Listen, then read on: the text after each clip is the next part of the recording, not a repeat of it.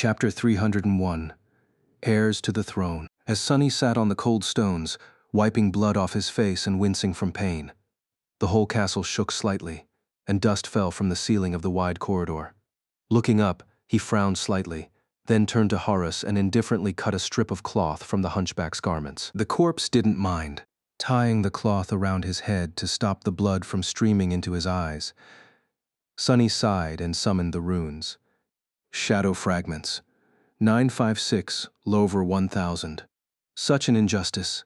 His battle with Harris was one of the toughest he had experienced on the Forgotten Shore, but all he got from it was one measly shadow fragment. This was one of the lamentable quirks of the shadow slave aspect. It didn't differentiate between humans and nightmare creatures at all.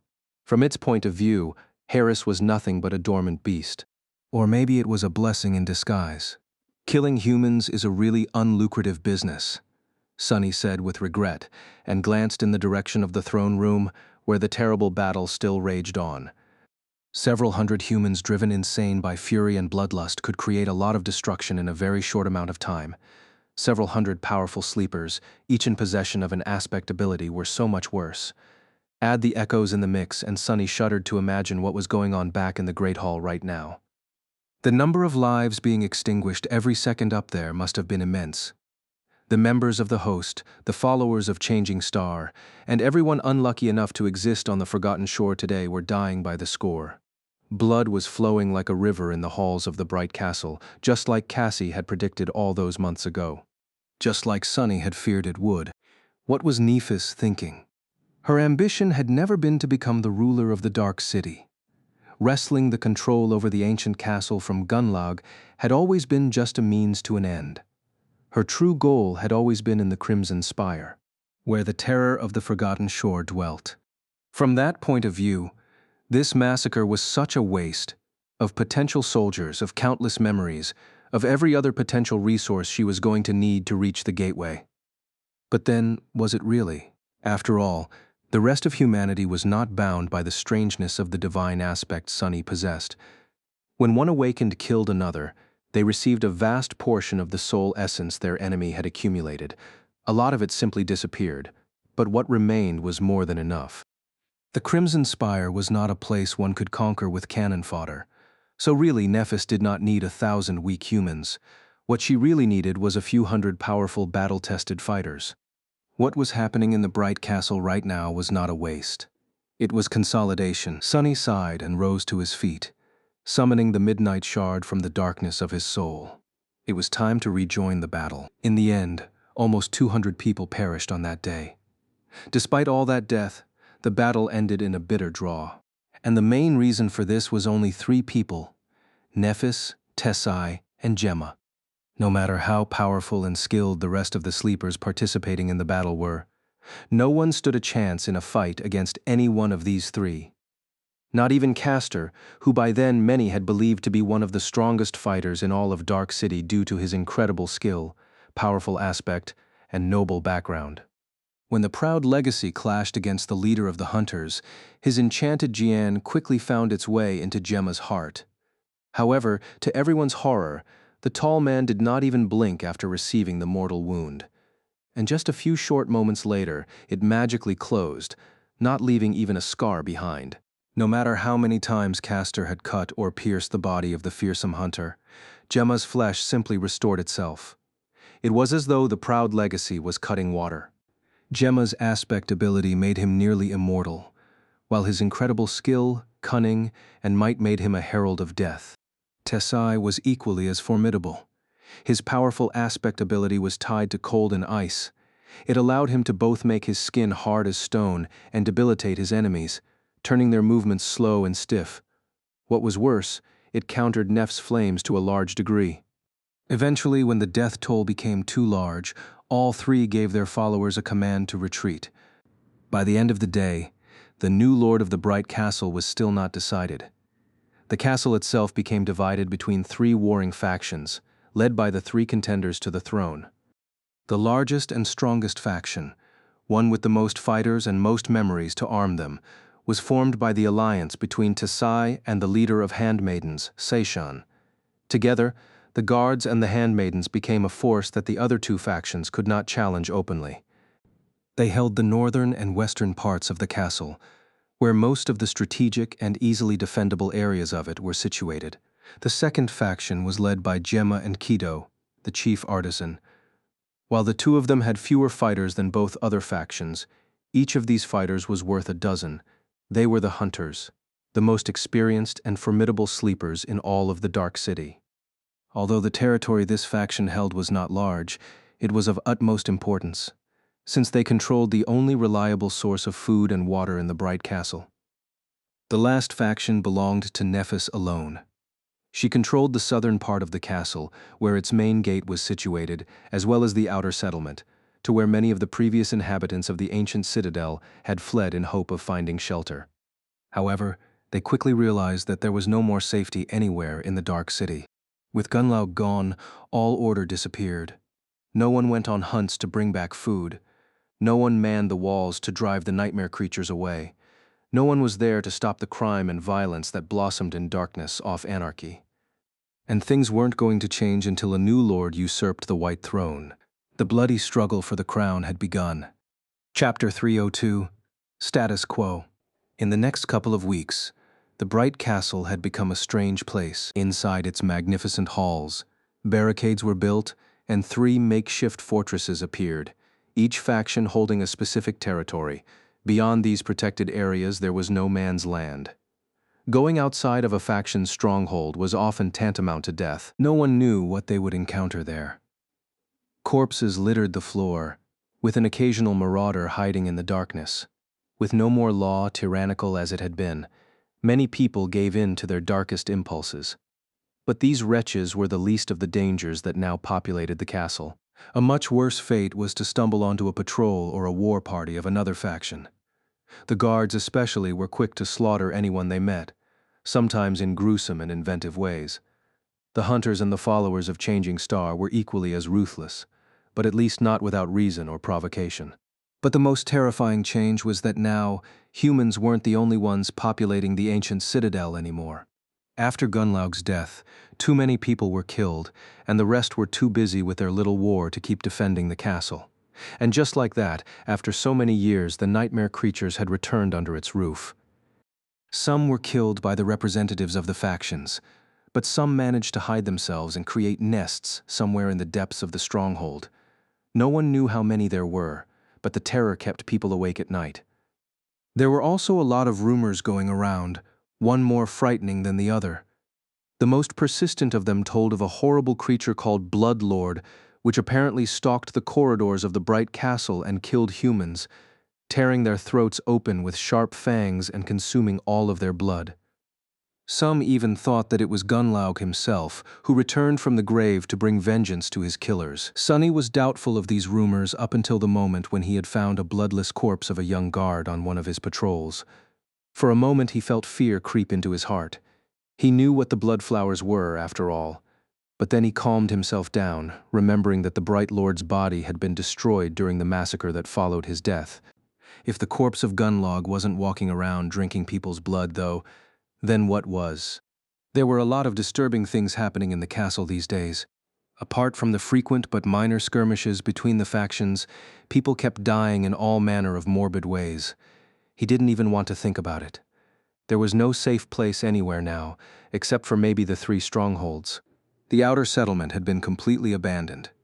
At first, Nephis had tried to create a safe haven there for those who did not wish to participate in the war.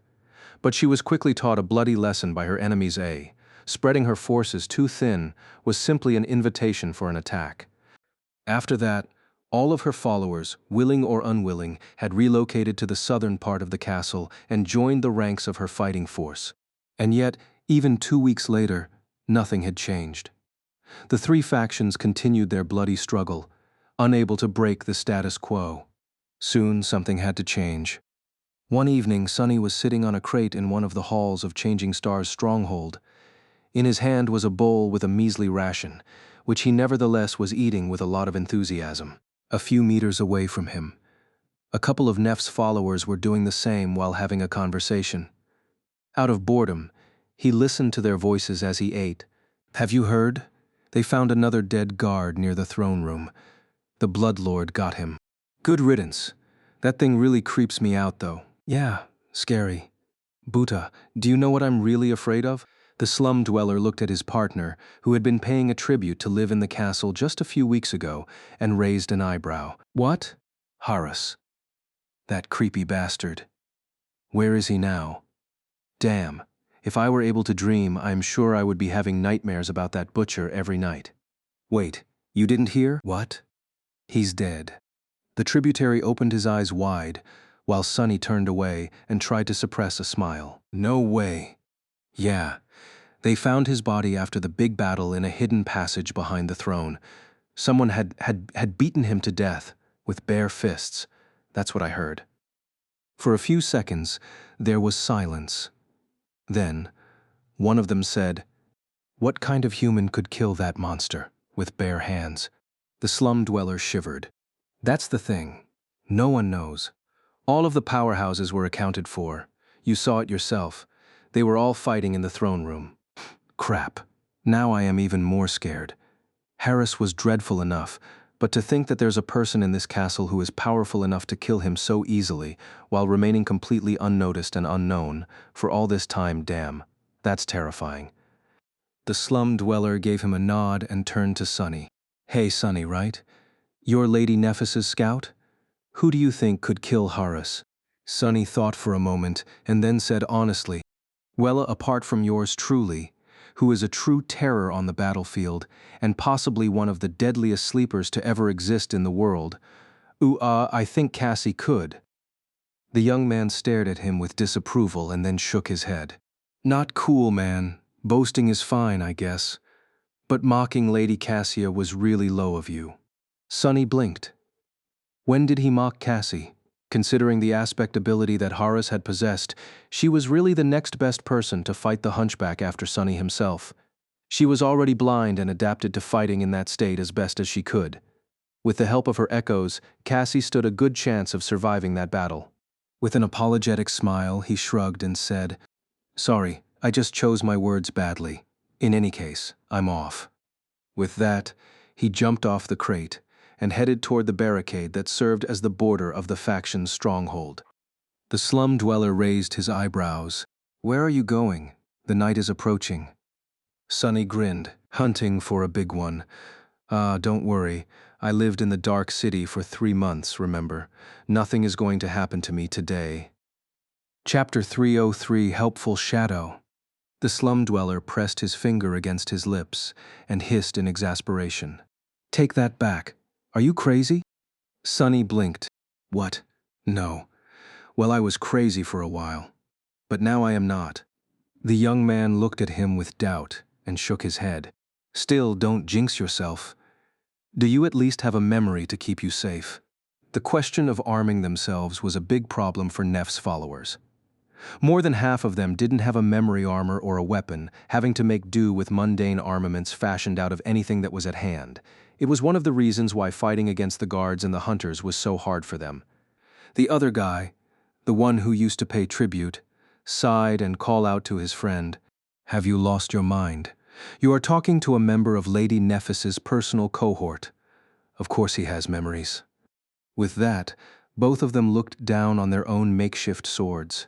These two were among those who wielded black claws, blades made out of the talons of the spire messenger Sonny, and the rest had killed. Their bases were wrapped with leather, allowing a person to use the long curved talon as a weapon. Considering that these talons came from a fallen monster, as far as weapons went, they were some of the best.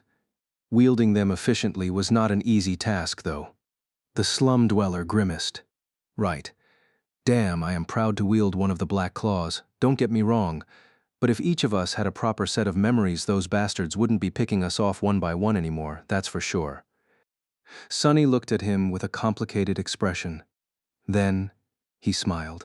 A good memory can change a lot, that's true. As soon as he turned around, the smile disappeared from his face. It's not going to save your lives, though. All of you are just walking corpses. With that, he left the two sleepers behind, climbed over the barricade, and left. Nevertheless, they were right. The lack of memories was a big problem. A squirk, Zuni walked through the shadows, moving deeper and deeper into the belly of the ancient citadel. The bright castle was enormous in size and had countless twisting corridors. Some were comparatively easy to navigate, while some followed no apparent logic. There were tall towers connected by aerial bridges and deep dungeons full of darkness and danger. There were humans with murder in their hearts prowling these corridors, as well as much more terrifying things. Disturbing sounds sometimes echoed through the stone halls, making Sunny stop and frown. A couple of times, he decided to hide to avoid being noticed by the patrols of the guards or the hunters. Following in their wake, he stumbled on a few fresh bodies and regretted not killing those bastards when he had the chance. Half an hour later, Sunny was somewhere under the main keep of the castle, moving through a dark corridor with careful steps. It was then that he heard the sounds of a struggle coming from beyond the next turn. Ugh, what a bother. Hesitating for a bit, he made the turn and witnessed a scene that was typical in the ancient citadel these days. One human was trying to kill another. In this case, it was a burly guard that seemed vaguely familiar. The large man was pressing someone small and skinny to the wall, strangling them with gauntleted hands. A broken oil lantern was burning on the floor, making the shadows of the two struggling people seem large and menacing. The guard's face had 4 deep scratches on it, which were oozing blood. It was contorted in an expression of rage and dark delight. The face of his victim, meanwhile, was slowly turning blue. It was a petite young woman with dark hair and brown eyes, which were currently full of pain and despair.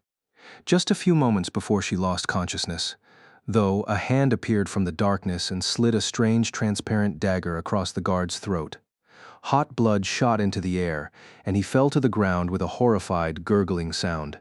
The young woman staggered and drew in a hoarse breath, rubbing her bruised neck. A few moments later, she looked up and cautiously studied her savior. It was a very pale, slender young man with a youthful face and dark, strangely magnetic eyes. Currently, he was wiping his dagger on the sleeve of his armor and staring at the dying guard with an indifferent expression. In fact, he was disturbingly nonchalant, not at all like someone who had just killed another human being. There was neither disgust and fear nor delight and triumph on his face, just a nothing at all. It was the face of a cold-blooded killer. Turning to her, the young man smiled. You're Aiko, right?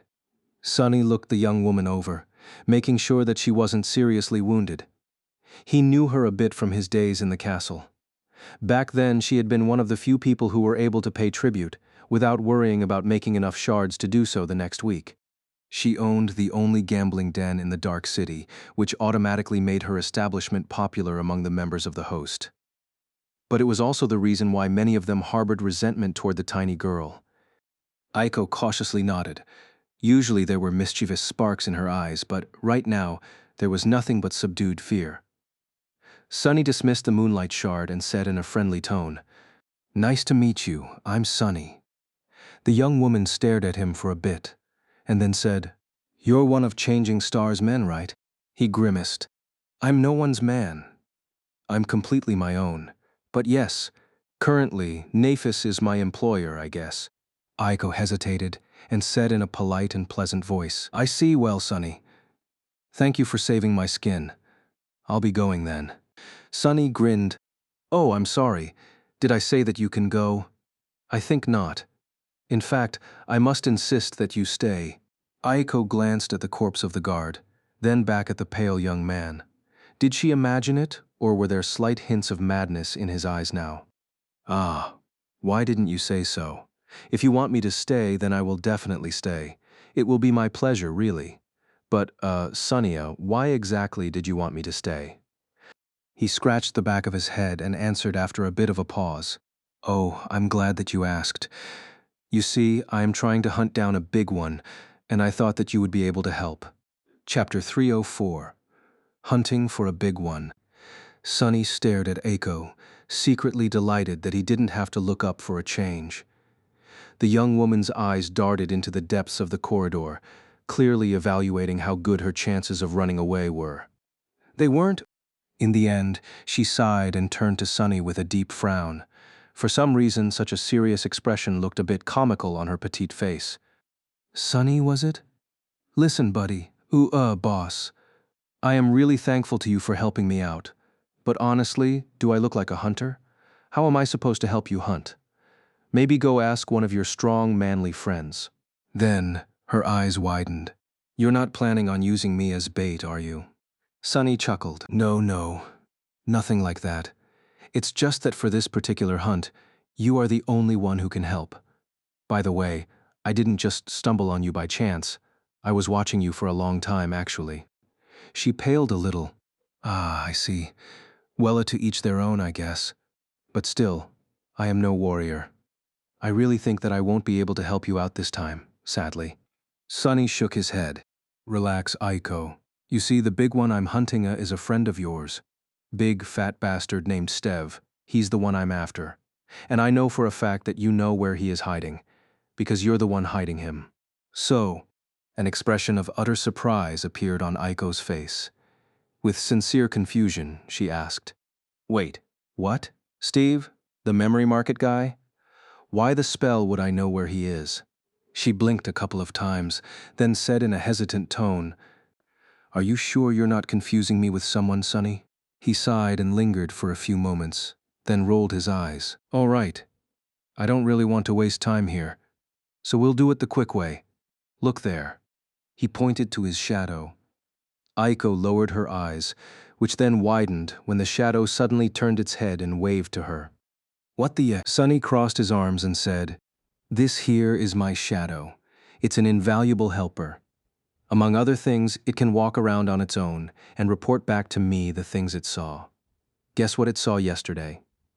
Aiko paled, staring at the shadow with wide eyes. The shadow stared back at her, full of disdain. So, let's not pretend that you don't know where Steve is. Just take me to him. The young woman glanced at him and gritted her teeth. Then, she asked with dark resolve in her eyes, What do you want from him? Sonny raised his eyebrows. What do I want? That guy is walking around with 100 memories in his soul core. Guess. Aiko clenched her tiny fists. He's my friend. I'm not going to A. Sonny waved his hand and interrupted her. Oh, don't be so dramatic. I'm not going to do anything bad to him. If I wanted to, I would have killed you already. My shadow saw where you were going already, remember? In fact, Sonny was bluffing, while he was almost sure that Aiko was hiding Steve because of how much food she was stealing every couple of days, too much for such a tiny girl to eat on her own. He had no idea where her hideout was. That was because it was situated somewhere past the guard's territory, and Sonny had avoided sending his shadow anywhere near where Seishan was. A stunned expression appeared on her face. After a while, Aiko asked, You really are not going to hurt us? Sonny offered her his most friendly, honest smile. For some reason, the petite girl shuddered. I am not. You can trust me. I am the most honest man in the world, after all. 2 worlds, even. A few hours later, 3 figures were sneaking through the corridors of the bright castle. One was a pale young man in dark leather armor. The second was a petite girl with mischievous eyes, and the third was a giant of a man with a vast round belly.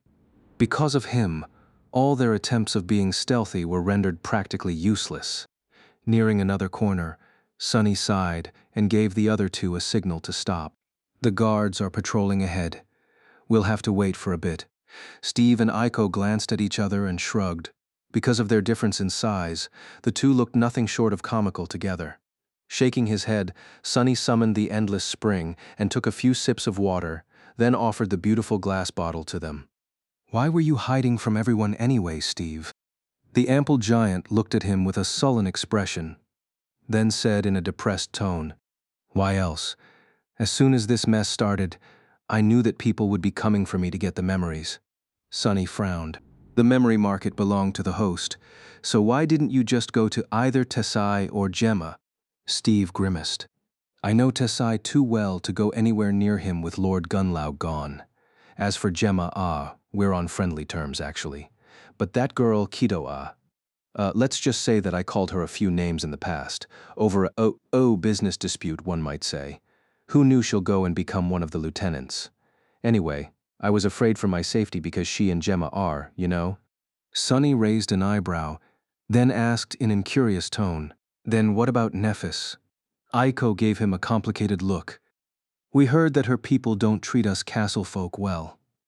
And Stev was even officially under the host, so we sort of had nowhere to go. Sunny frowned. There was indeed a measure of internal strife in Nef's faction, with some outer settlement people being against anyone from the castle joining them. Changing Star and the members of her cohort tried to prevent anything too nasty from happening, but they couldn't be everywhere at once. There are a few troublemakers, true, but you'll be fine. Just say that you're with me. He thought for a couple of moments, and then corrected himself. Actually, don't say that. Most of them barely know who I am. Say that you're with Knight. And if Knight asks why are you going around telling people that you're with him, then tell him that you're with me. The two of them suddenly looked at him. My buddy Kai is alive. That's wonderful news, Stev said with a wide smile. On Aiko's face, a dreamy expression appeared. Why haven't you told me that you knew Knight from the start? That would have made things so much easier. Sunny stared at them and shook his head. Pick up your drool, will you? Why had he even spent a whole hour trying to convince Stev to return with him? He could have just taken Kai with him, and the damn bastard would just say yes, after one smile from the beautiful archer. So unfair. Then, he suddenly turned his head and froze. Something was wrong. Very, very wrong. The guards that were supposed to walk past his shadow a whole minute ago never appeared. Chapter 305, Trail of Blood. Raising his hand, Sunny gave Aiko and Stiv a signal to remain quiet. Then, with a frown, he commanded the shadow to abandon its hiding spot and find the guards. They can't be near Us. I would have heard them. Then where did the bastards go? Soon, he had his answer. The three guards were in the corridor 100 or so steps from Sunny's current position, just behind a corner, in a place where they shouldn't have been, since it was way off their previous route. They were also dead.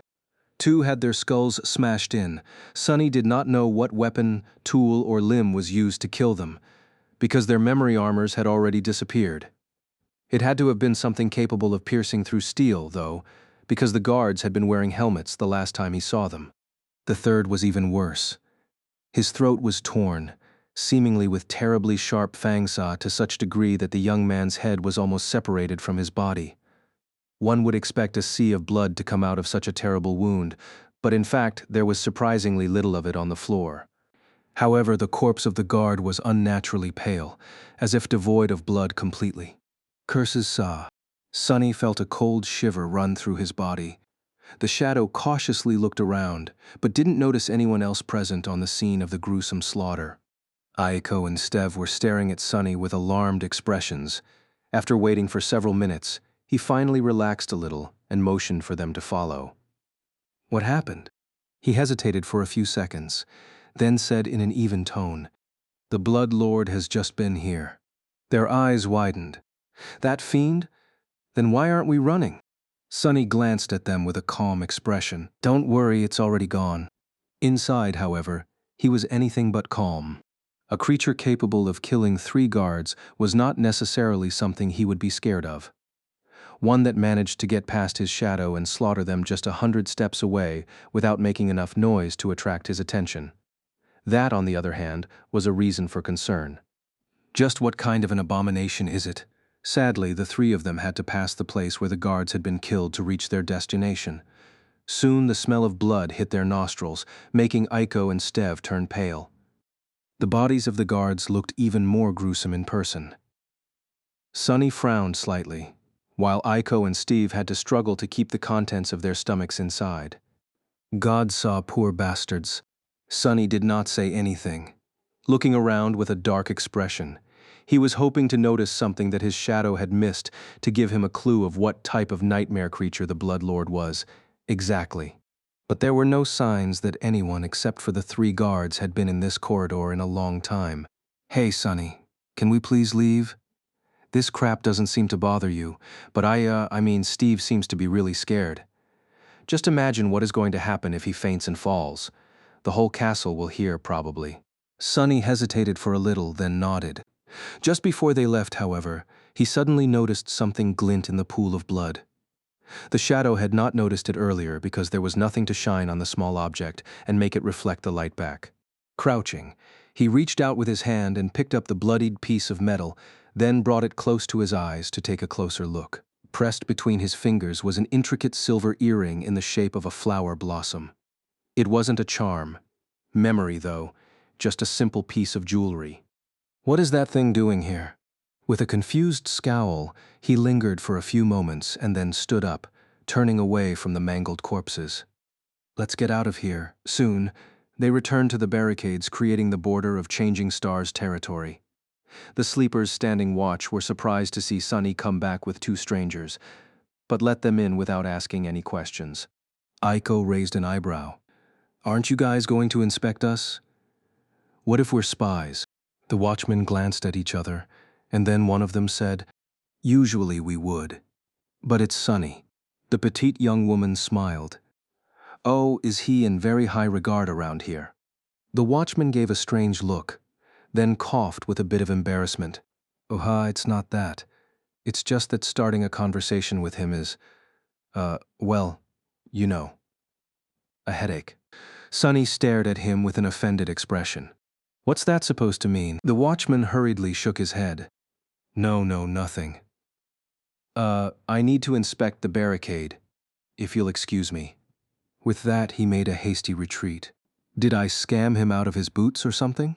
Shaking his head in bewilderment, Sunny turned away and led the two newcomers deeper into the stronghold, searching for Nephis. She was alone in a spacious room. Changing Star sat on the floor, wrapping herself in her white cloak, and stared at the wall with a distant expression. These days, Neph was a bit strange. She had always been aloof and hard to read, but now her usually indifferent face had become completely motionless. Her gray eyes had always been calm, but now they seemed to be especially cold, almost empty. Sunny had no idea what was going on with her. Maybe she hasn't recovered from using her aspect ability to its full extent. Still, clearing his throat to attract her attention, Sunny gestured to the giant man and the tiny girl he brought. Hey, Neph, I've recruited these guys. She tilted her head a little and didn't say anything. Sunny smiled. You must remember Aiko. She was the one on whose behalf you had challenged that pathfinder, Andal, and cut his head off. Then he glanced at Aiko and narrowed his eyes. The petite girl hurriedly said, Oh yes, thank you, Lady Changing Star.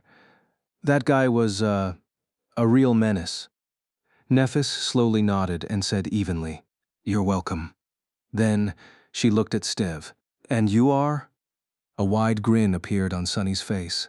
Oh, this is Steve. Steve is a very special guy, you see. He has 100 battle-ready memories stored in his soul core.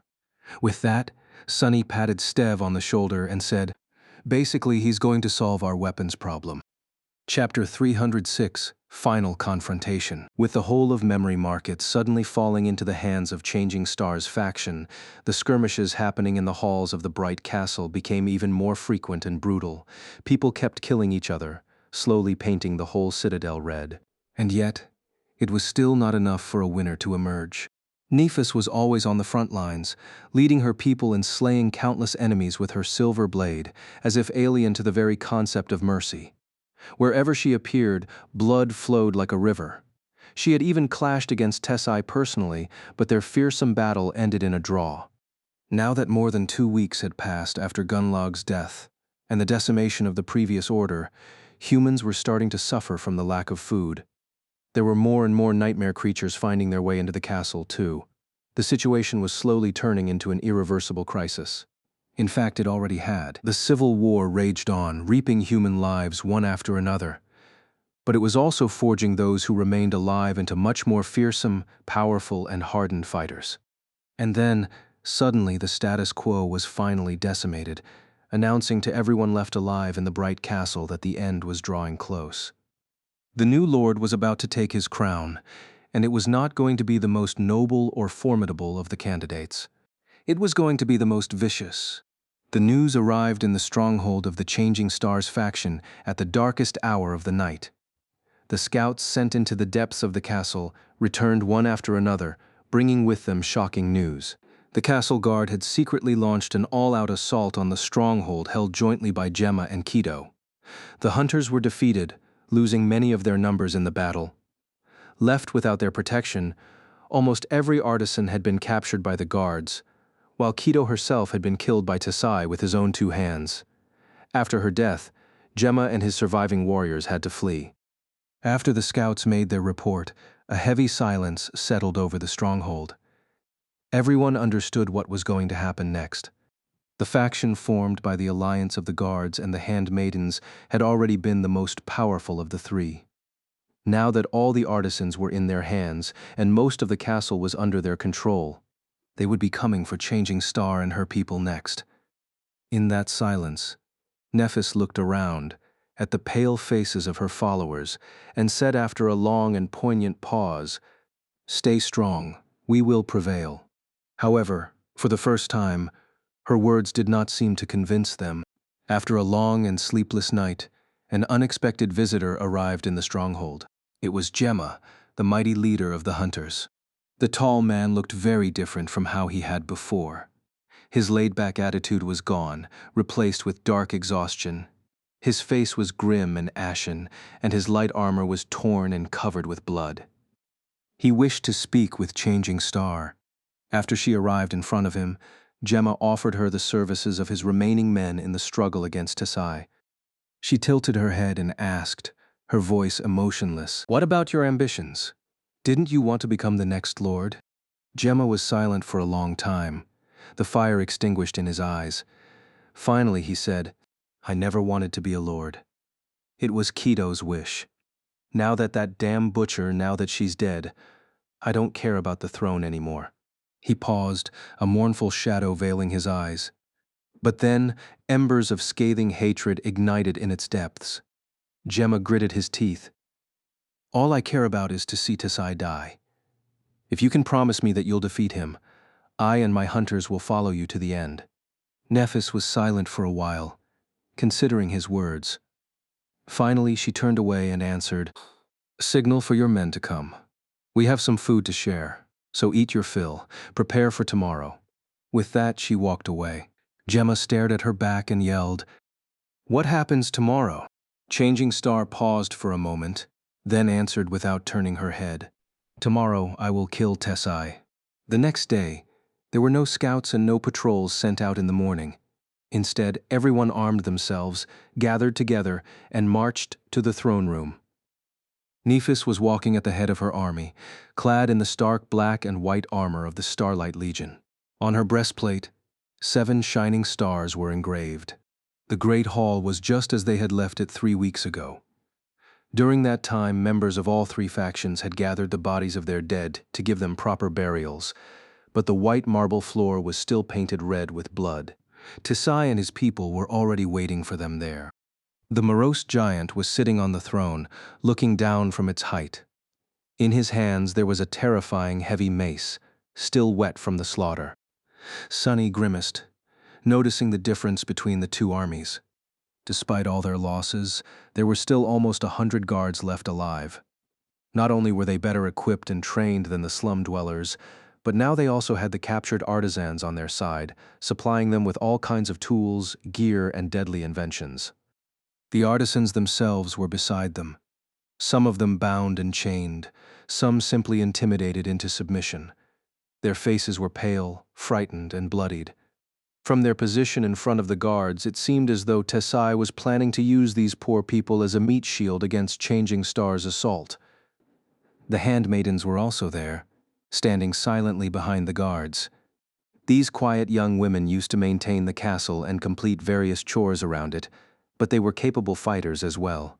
Since they had not participated in the furious battle that had happened after Gunlaug's death, their number did not diminish by much. There were around 100 of them too. Their leader, Seishan, was also there, at the base of the stairs that led to the throne. Looking at her, Sunny felt a cold shiver run down his spine. He couldn't explain it, but this beautiful and strange woman made him feel fear for some reason. At a first glance, Nephis had more people on her side. There were slightly more than 300 of them, comprised mostly of the surviving slum dwellers, with several dozen tributaries and a dozen or so hunters added into the mix.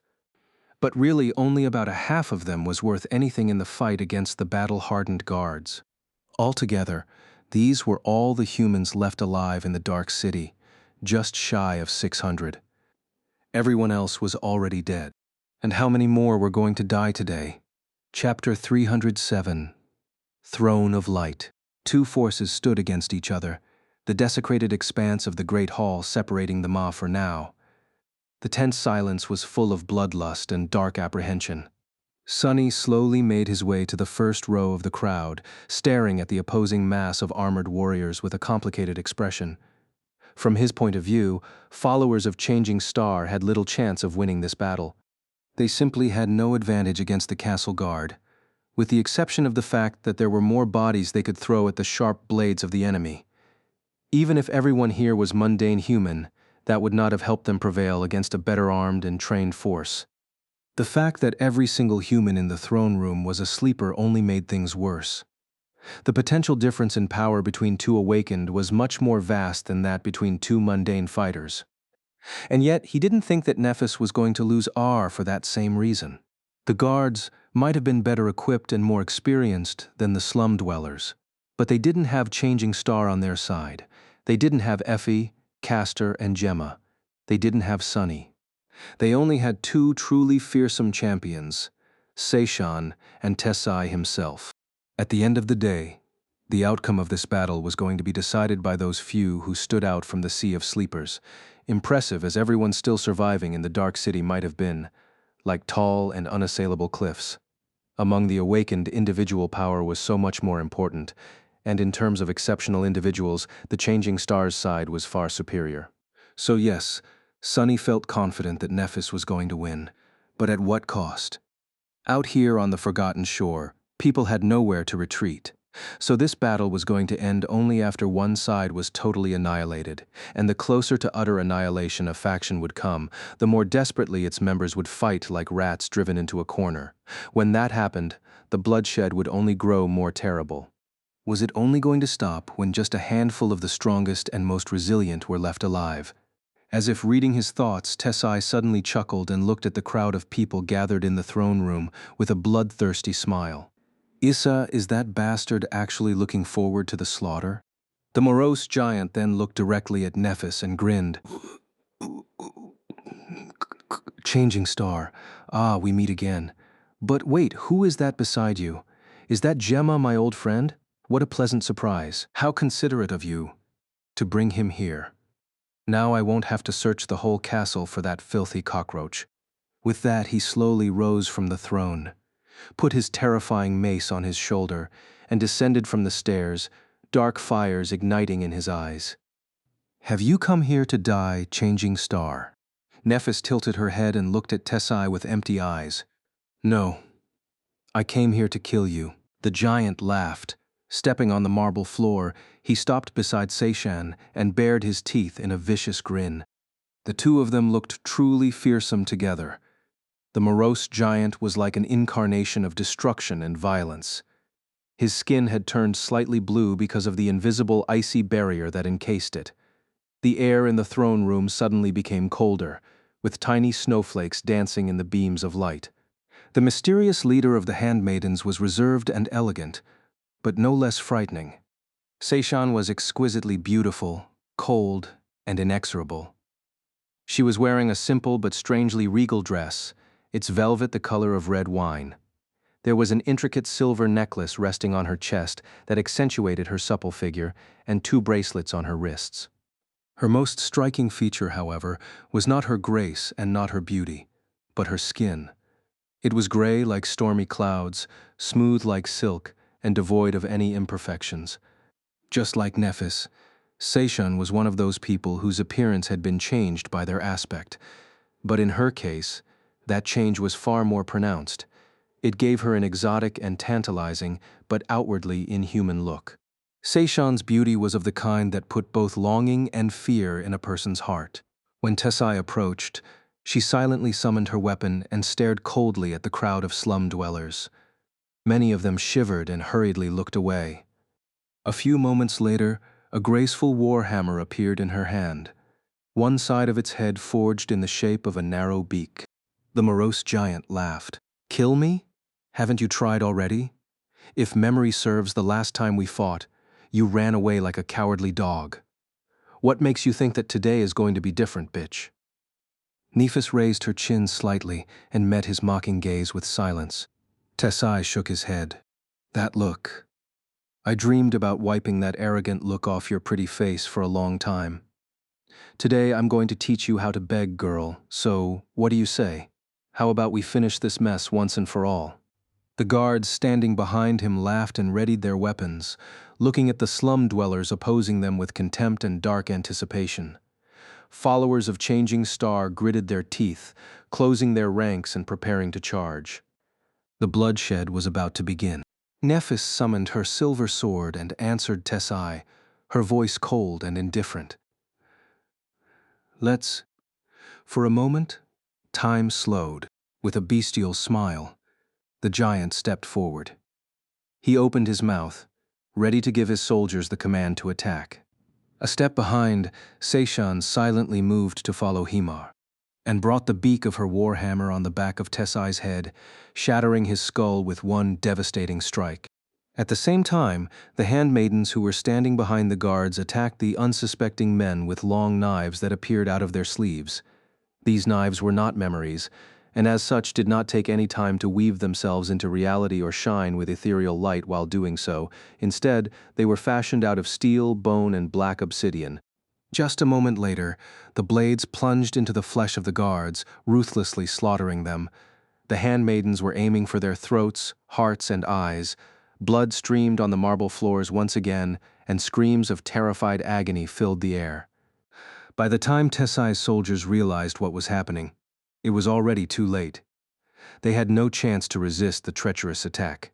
A dozen seconds later, everything was over. 100 powerful fighters were mercilessly eviscerated without even having a chance to raise their weapons. Their corpses lay on the floor, a look of horror and disbelief forever frozen on their faces. Only Tessai was still alive. Despite the fact that his skull was broken, the giant was still struggling to stand up, fury contorting the lines of his face. His disoriented attempts, however, were growing weaker with each second. A confused, pained roar escaped from his lips. As hundreds of sleepers stared in shock and horror, Nephis slowly walked across the great hall and stopped near him. Seishan, who was standing behind the giant, gave her a respectful bow. "Lady Changing Star." Sunny stared at her warhammer, which was wet with blood and bone matter, with splinters of bone sticking to its metal surface. An expression of recognition suddenly appeared on his face. The hammer the mason's hammer. Held in Seishan's graceful hand was the 6th shard memory, one that belonged to the walking colossus, the statue of the builder who had created the walls of the dark city. The sunlight shard, Nephis gave the beautiful woman a curt nod. "Good job." Finally, the identity of the spy who had been helping her from within the castle was revealed. Then she turned to the dying giant and stared at him. Neff's face was still and motionless, with no emotion appearing in her cold gray eyes. After a few moments, she said evenly, "I promised to kill you." With that, she raised her sword and pierced Tessai's heart with one swift, precise strike. The giant man shuddered and then grew still. Retrieving her sword, Nephis closed her eyes and used it to support her weight for a few moments. A slight tremor ran through her body. The war for the throne was over. The bright castle had finally found its new lady. Chapter 308, Handmaiden. In the aftermath of the castle guard's annihilation, the core members of the cohort gathered in a small room that was situated not far away from the Great Hall. From there, they could hear the bodies of the slain guards being stripped of anything valuable and then dragged away to be disposed of, lest they attract the hordes of hungry nightmare creatures. Just like that, the former most powerful faction of the Bright Castle was no more. Judging by the expressions on everyone's faces, no one had been aware of the secret alliance between Nephis and the handmaidens, perhaps with the exception of Cassie. But none of them dared to ask Changing Star about it. Well, Sunny had no such problem. Staring at their intrepid leader with a dubious expression, he said, "So when did you start working with Seishan?" Nephis glanced at him, then shrugged indifferently. "Soon after you left." A slight spark appeared in her eyes. "Why? Are you surprised?" Sunny remained silent for a bit, then shook his head. No, not really. I figured out that your spy was one of the lieutenants a long time ago. I just didn't know which one. But I thought that either your cooperation ended with Gunlaug's death, or that they double-crossed you as soon as you got rid of him for them. Changing Star smiled darkly. She wouldn't. Sunny frowned slightly, then asked, his voice full of cold, calculating curiosity. So why didn't she join your faction when all of this had started? Why go to such lengths to create this charade? But then, he raised his hand to stop her from answering and grimaced. Actually, don't say anything. I can guess. If the handmaidens joined us directly, the power of the faction would have been too immense, and that would pressure the other 3 lieutenants into joining forces against it instead of fighting among each other. Then, we would have really had to end things with an all-out battle. The last man standing wins, right? Nephis glanced at him and nodded. Correct. Not only did the 2 of them prevent Tessai and Gemma from considering an alliance, but they also eviscerated the castle guard without losing a single follower. How diabolical. Even a treacherous cheat like Sunny couldn't help but be impressed. However, there was one problem. His frown returned, now even deeper than before. If memory serves, the last time we talked about your spy, you said that she can never be trusted. You only trusted the information she provided. Why the change of heart? How come you were so confident that she would uphold her end of the deal? A pleasant, velvety voice suddenly came from behind him. Maybe I can explain myself. What the hell? With a startled expression, Sunny turned around and saw the beautiful woman standing right in front of him. Up close, she was even more striking, with her strange gray skin seemingly shining softly in the sunlight. How did she get so close without alerting neither me nor my shadow? He didn't like the fact that Seishan had been able to sneak up on him one bit. Things like that were not supposed to happen. The gorgeous woman, meanwhile, gave them a reserved bow and said, "Allow me to introduce myself. I am Song Seishana." Suddenly, Castor's eyes narrowed. A strange expression appeared on his face. Sunny did not miss that sudden change. Well, the fact that our proud scion is reacting this way can mean only one thing. It's some legacy crap. Sunny stared at Seishan, seeing her in a new light. He studied every detail of her appearance, from the modest cut of her velvet dress to the glinting silver of her intricate necklace. She didn't look like a legacy, at least not the ones he had seen. However, one little detail of her appearance did give him pause. Noticing his gaze, Seishan offered a polite smile. Ah, no, I am not a true descendant of the great clan Song. However, I have been raised and cared for by the clan leader herself, like many other girls orphaned by the nightmare spell. As such, it is my duty and ardent wish to return to the real world and repay my debt. She lingered for a few seconds, then lowered her eyes. That is why, while you have no reason to trust in my character, you can at least trust in the fact that my wishes align with yours. I followed Gunlaug because only he was able to give people a chance to survive the Forgotten Shore, and I will follow Lady Changing Star because only she can give us a chance to escape it. This is my belief, and this is what I will do. She is Broken Sword's daughter, after all. Without having to discuss anything, everyone stared at Kai, who coughed and said in an embarrassed tone, yeah, all of this is true. She is very sincere." Effie raised an eyebrow, then turned to Seishan and shrugged. "Well, welcome to the team then, I guess." One after another, the other members of the cohort repeated her greeting. Sunny was the last to speak. When it was his turn to greet the beautiful handmaiden, however, he remained quiet. Soon, an awkward silence hung in the room. Sunny glanced at the rest of the people gathered there. Nephis, Cassie, Effie, Castor, Kai, Seishana, and him. 7 people in total. A few moments later, he turned to Seishan and stared at her for a bit. Then finally said, his voice strangely suppressed, "Welcome." She looked at him with a reserved smile. However, Sunny wasn't done talking. Quickly glancing somewhere left of Seishan's face, he hesitated for a little, and then added, "Oh, right. I almost forgot. I found something of yours. I think you dropped it." With that, he raised a hand. On his open palm, an intricate silver earring lay, one side of it covered with blood. Seishan looked at it for a few moments. Then her lips suddenly parted, her smile turning wide and brilliant. Glancing at him with sparkling eyes, she said, "Thank you very much, Sunny, right? I thought I lost it."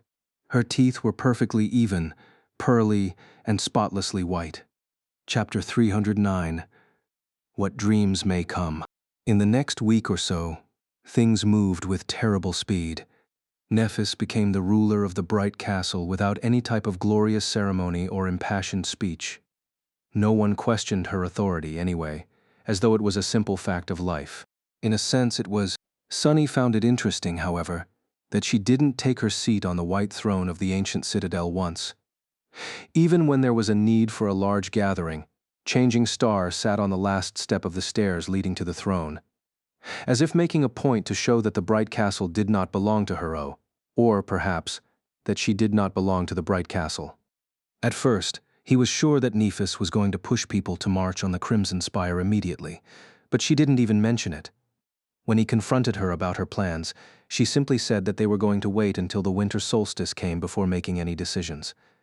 It was just a few days away anyway. In the meantime, everyone who was left alive had a lot to do. There were just 500 people in the Dark City now. In less than a month, the human population of the Forgotten Shore had been reduced by half. The outer settlement remained completely abandoned. But even then, there were barely enough people to maintain and guard the bright castle. Nevertheless, they persevered. The halls and corridors of the ancient citadel were cleaned of blood and corpses. The nightmare creatures that had found their way inside were methodically hunted down and eliminated. The breaches in the defensive lines they had created were located and repaired. Neff's watchmen assumed the role of the obliterated castle guard, manning the walls and protecting the stronghold from outside threats. The hunting parties resumed their expeditions into the ruins, with hunters from the outer settlement and the castle joining forces under the leadership of Effie and Gemma. Once again, there was food for everyone to eat and safety to enjoy. Despite the harrowing hollowness and the absence of so many young men and women who had died in the turmoil of the bloody struggle for the throne, not to mention the invisible scars left on the souls of those who had survived, things were slowly starting to resemble how they had been before. But behind this veil of normalcy, they were anything but. And the reason for that was Changing Star and her crown of dawn. With the help of the miraculous shard memory, humans of the Dark City were now able to not only hunt more nightmare creatures and with less risk, but also challenge fallen rulers of the cursed ruins. Not every one of these terrifying creatures could be killed without paying too terrible a price, of course. But after so many years on the Forgotten Shore, experienced hunters knew a lot about various horrors populating the city. Putting the knowledge together, they determined which ones they could challenge and survive. One after another, many powerful nightmare creatures were tracked down and slain. Suddenly, humans have become, if not the apex species in the Dark City, then at least not the weakest one. By killing fallen abominations, Nephis was achieving several goals simultaneously. She was steadily accumulating an arsenal of memories to arm every person in the castle. Some of those memories were even of the ascended rank, and the number of such powerful armaments slowly grew. She and her warriors also brought back large quantities of soul shards, which were then given to the inhabitants of the castle to absorb and grow stronger. In an ironic twist of fate, it appeared as though now it was the Bright Lady who was paying tribute to her subjects, and not the other way around.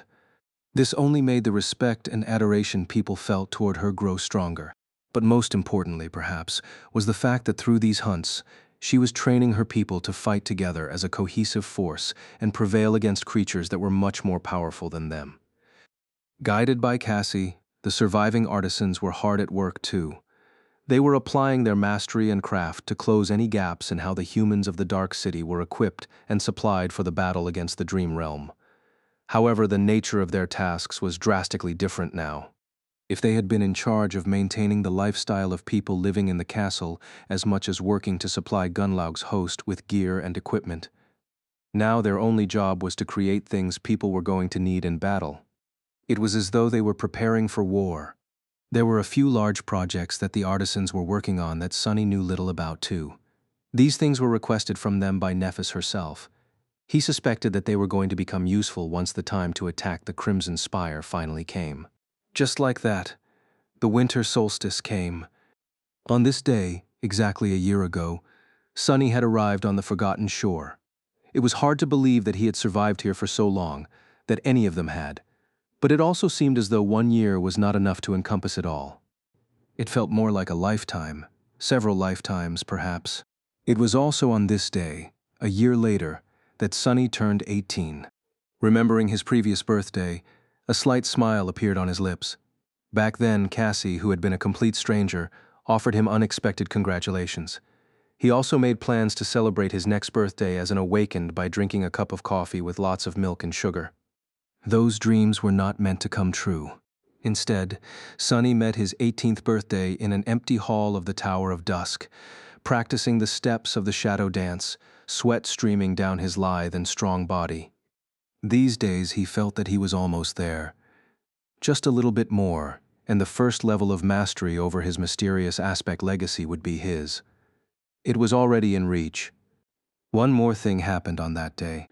As Sunny continued to train, the subtly familiar voice of the spell suddenly whispered into his ear, "Your shadow has evolved."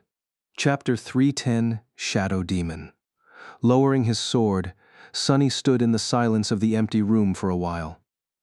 In the window, the distant axis of the Crimson Spire loomed, the light of dawn slowly painting it red. A subtle smile appeared on his face. "Oh, thank you, spell. What a nice birthday present." Summoning the endless spring, he greedily drank delicious cold water and then sat on the floor, crossing his legs and drawing a few deep breaths. Let's take a look. Leaving his worries behind, Sunny dove into the Soul Sea and walked past the rows of motionless shadows. A long time ago there had been just a handful of them. Now hundreds of dark silhouettes watched silently as he approached the tenebrous sun of the Shadow Core. Among them were all kinds of horrors, creatures whose appearance alone would drive weaker men insane. The Mountain King was there. The Black Knight was there too. The terrifying Spire Messenger stood lifelessly on the tranquil surface of the water. And there were humans too. Horace was among them, and so was Harper. Sunny didn't pay them any attention.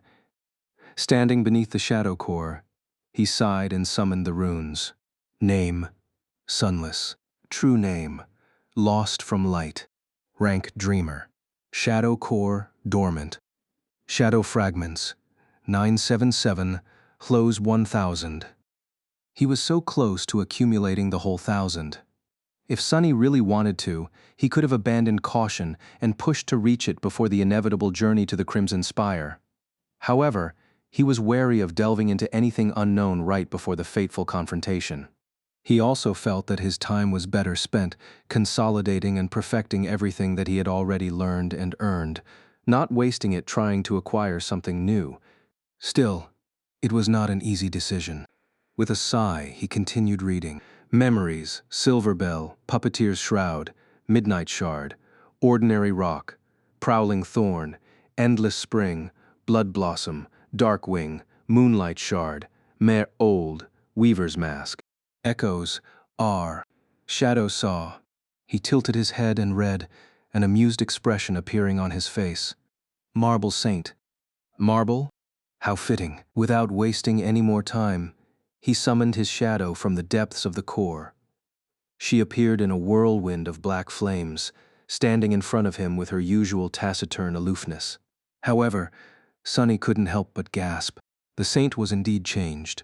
She grew taller and was now even more oppressive.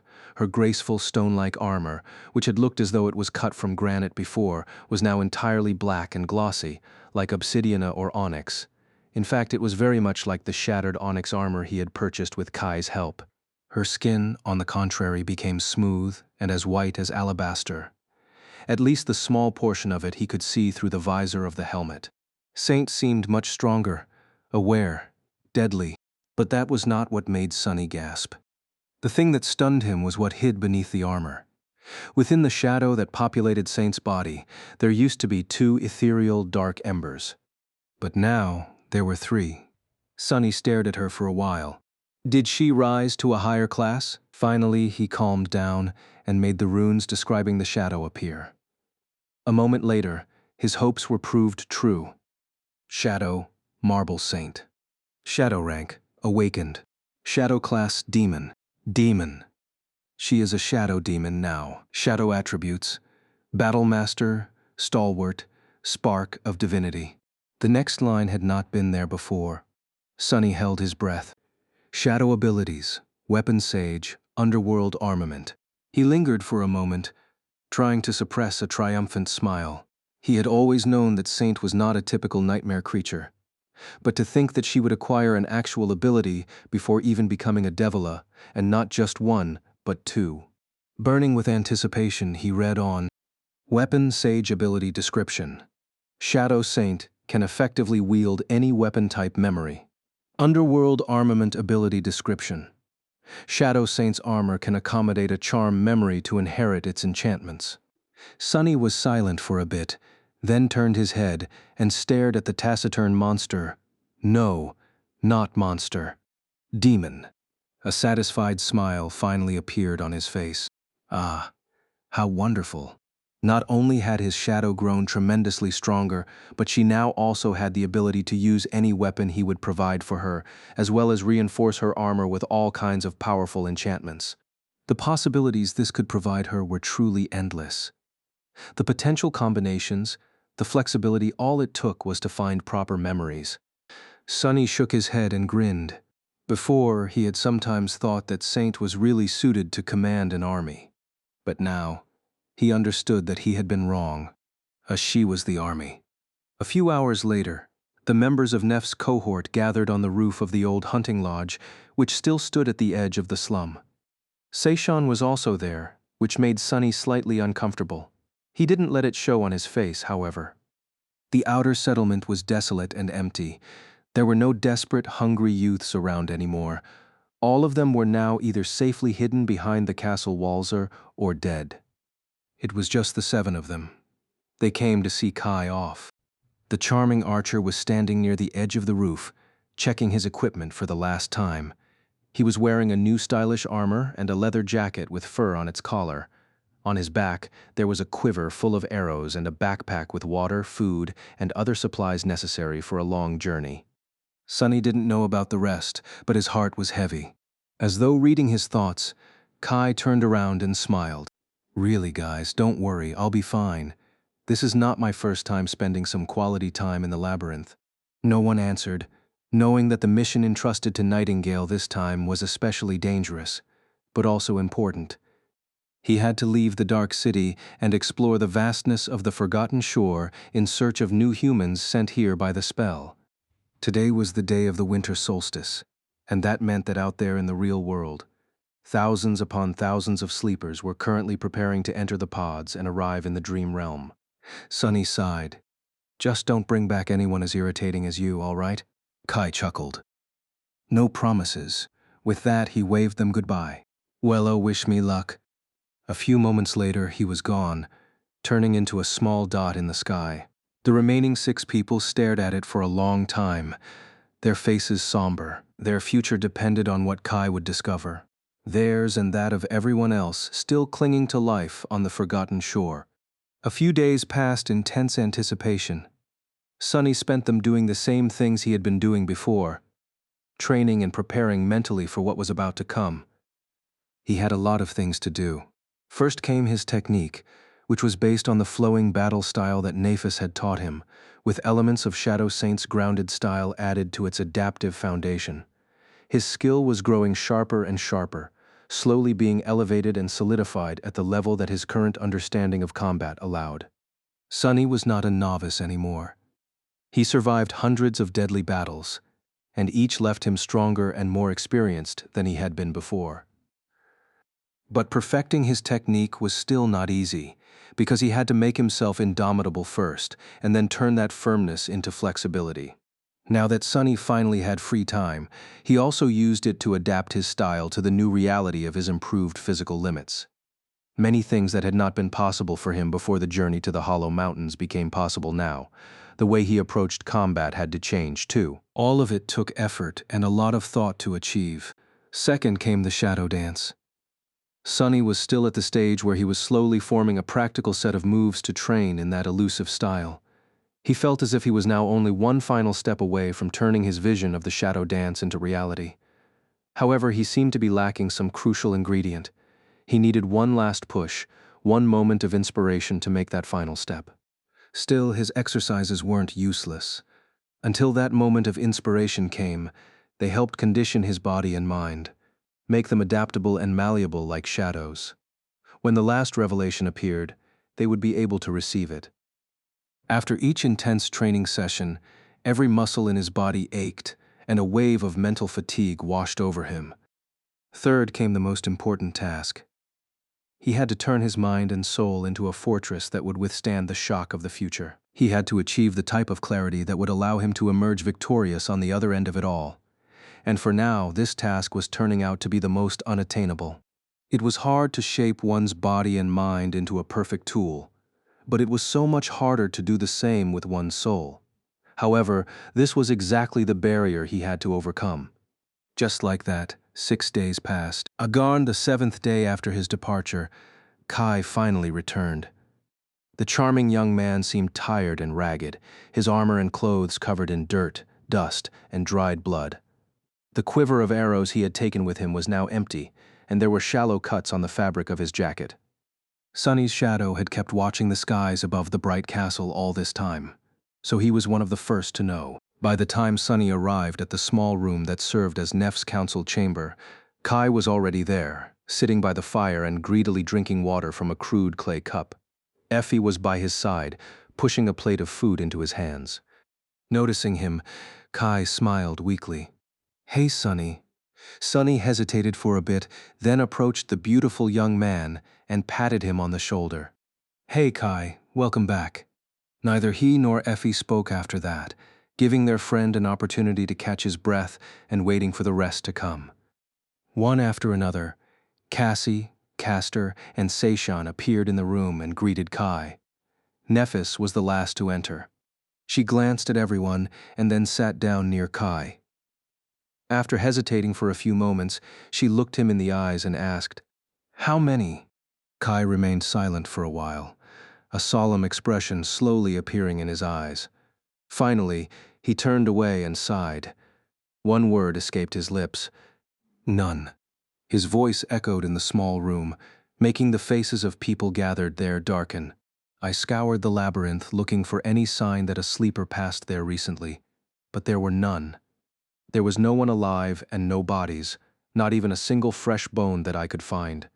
The spell, it did not send anyone to this hell, not this year. And it won't the next one too, just as I thought. Sunny sighed. Sometimes it was nice to be mistaken. 15 years ago, the spell had sent 7 people to the Forgotten Shore.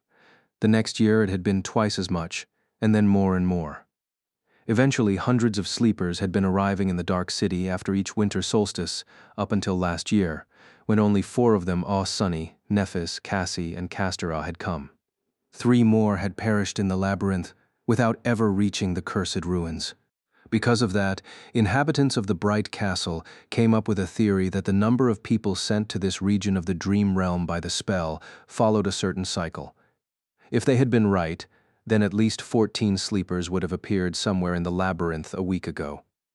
But Sunny never believed in that theory. In his mind, the 4 of them had never been meant to start a new cycle. He had always thought that, instead, they were meant to be the last chance the spell had given to the people of the Forgotten Shore. And now he knew that he had been right. With a sigh, Nephis slowly nodded and stared at the fire burning in the hearth for a bit. Everyone stood silently, waiting for her to make a decision. Finally, she said without looking at them, "Tell everyone to gather in the throne room. I will speak to them." Without wasting any time, Castor bowed slightly and left the room. Effie gave her a short look, and then followed him. So did the rest. Sunny was the last one to leave, his heart beating like a drum. It is beginning. Chapter 312, Invisible Chains. 500 people stood silently in the magnificent great hall of the ancient castle. Beams of sunlight were falling through the tall windows, making the air appear bright and effervescent. There was no sign left of the terrible bloodshed that had happened in this hall just a few weeks ago. The bodies were dragged away, the blood washed off the marble floors, but the memory of it remained. On the steps leading to a beautiful throne of white marble sat a young woman with silver hair. Her ivory face was distant, and her clear gray eyes were calm and heavy. Hundreds of people were looking at her, waiting quietly for their lady to speak. Finally, Changing Star sighed. A moment later, her voice resounded in the throne room, reaching far and wide. Dreamers of the forgotten shore. A week ago, I sent several scouts into the labyrinth to look for those young men and women who, like us, were sent to this cursed place. Among them was Nightingale, whom you all know. He spent 7 days searching for them, but he didn't find anyone, not even a single sign of their passing. This year, no one has come. A wave of stunned whispers ran through the crowd. Sunny glanced at the faces of people gathered in the great hall, noticing different expressions on them: confusion, fear, shock. However, it wasn't as bad as he had expected. No one seemed to become consumed by utter despair. Instead, all of them turned to Nephis, hope burning in their eyes. She was their hope. Until Changing Star was with them, they weren't going to give in to despair. Indifferent to hundreds of eyes observing her every move, Neph continued. Many of you understand what that means. To those who don't, I will explain. She lingered for a moment, throwing a glance at the walls of the ancient citadel. When she spoke, her voice seemed solemn. For many years, this castle served as a fortress for the humans sent to the Forgotten Shore. Some of you enjoyed the safety it offered, while others survived in the shadow of its walls. But none of us would have been here if not for the bright castle. It offered us protection against the dreadful beasts of the Dark City. It offered us shelter, however. This shelter was never free. A dark expression appeared on her face. Some people lost their souls to preserve it, and many more lost their lives. Every year, hundreds of human lives were sacrificed to allow the bright castle to exist, and every year hundreds more came to be thrown into its maw. Sunny silently scoffed.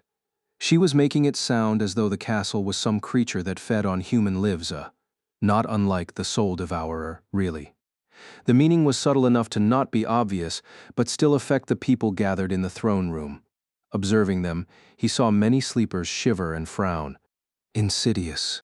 Meanwhile, Nephis continued, but no more. There won't be anyone coming to the Dark City this year, just like no one will come after that. Without new people, the losses we suffer will slowly accumulate until there is no one to man the walls, no one to fight off the nightmare creatures, no one to keep these halls safe, until there is no more shelter. This Enda. She made a pause, and then said calmly and with frightening finality, is inevitable. Her words crashed into the crowd of sleepers, causing a storm of emotions. Their eyes widened and their faces paled. The shock and fear they had felt grew tenfold. As if to hammer the last nail into the coffin of their worldview, Changing Star said, which means only one thing. We cannot remain in the bright castle anymore. Screams rose from the crowd, full of disbelief and terror. There were many things people were trying to say, but they all boiled down to 3. What do we do? How do we save ourselves? And, save us, Changing Star? Sunny smiled. Nephis remained silent for a while, letting the chorus of screams wash over her. And then, white flames ignited in her eyes, making everyone fall silent. Her voice resounded once more between the walls of the great hall, penetrating through the crowd like a sharp blade. But this not the end of us. A long time ago I made you a promise, and I intend to keep it. She suddenly rose, towering over the crowd like a shining, ruinous angel. Come with me. Follow me. Only I know how to save you. The radiance of her flames reflected in the eyes of hundreds of people, making it seem as though their faces shone with an inner light. Her words had submerged them into utter darkness, and then gave them a beacon to find a way out of it. That beacon burned with the most seductive of lights, the light of hope, and that hope was synonymous with her. Changing Star slowly descended from the steps, her words echoing from the marble walls of the throne room. Follow me, and I will lead you out of this hell. Follow me, and I will show you the path back to your homes. But make no mistake, she stopped and remained silent for a few long moments. When she spoke again, her voice sounded calmer, colder, heavier. The road ahead will be long and arduous. Not everyone will make it. The weak will die, the strong will die too, and those who remain won't be the same. But there is one thing I can promise you. Nephis entered the crowd and looked at the people surrounding her with absolute resolve burning in her beautiful eyes. Follow me, and you will never be slaves. Sunny shivered, feeling as though she was speaking to him alone. Everyone in the great hall felt the same way, perhaps. Staring directly into their souls, Changing Star spoke, "Slaves to your fear, slaves to your fate, slaves to the nightmare spell. Come with me, and whether you live or die, you will do so as humans, not cowering beasts." She closed her eyes and exhaled, then looked down. Finally she said, the passion disappearing from her voice, "But I will not force anyone to follow me. Ever. Whether you come with me or stay, it is your choice. There is no shame in staying. Those who do not wish to go may leave this hall right now." Sunny looked at the sleepers, trying to guess what their reaction would be. People were staring at each other, doubt and fear written on their faces. Not everyone was enthralled by Changing Star. Not everyone was brave and strong. Not everyone was ready to die fighting. But in the end, not a single one of them left. Nephis sighed and slowly turned her head west, as though trying to pierce the stone of the castle walls with her gaze. After a while she said, "Good. I am glad. Then it's decided." She turned to face them, furious white flames illuminating her pale face.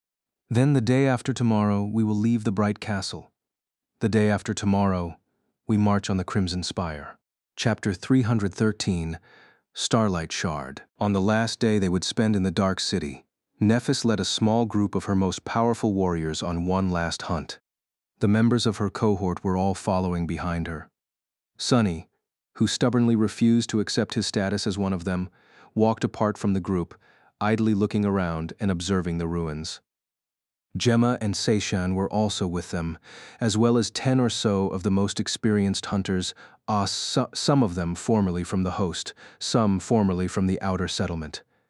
There was no difference between the two anymore. All of them were simply Changing Star's people now. As they were walking, Gemma approached Sunny and glanced at him with curiosity. After Tasai had fallen to Nef's blade, the tall man seemed to have found some measure of peace. Somewhere deep in his eyes, however, there always was a hint of sorrow. Sunny stared at him and raised an eyebrow. "What?"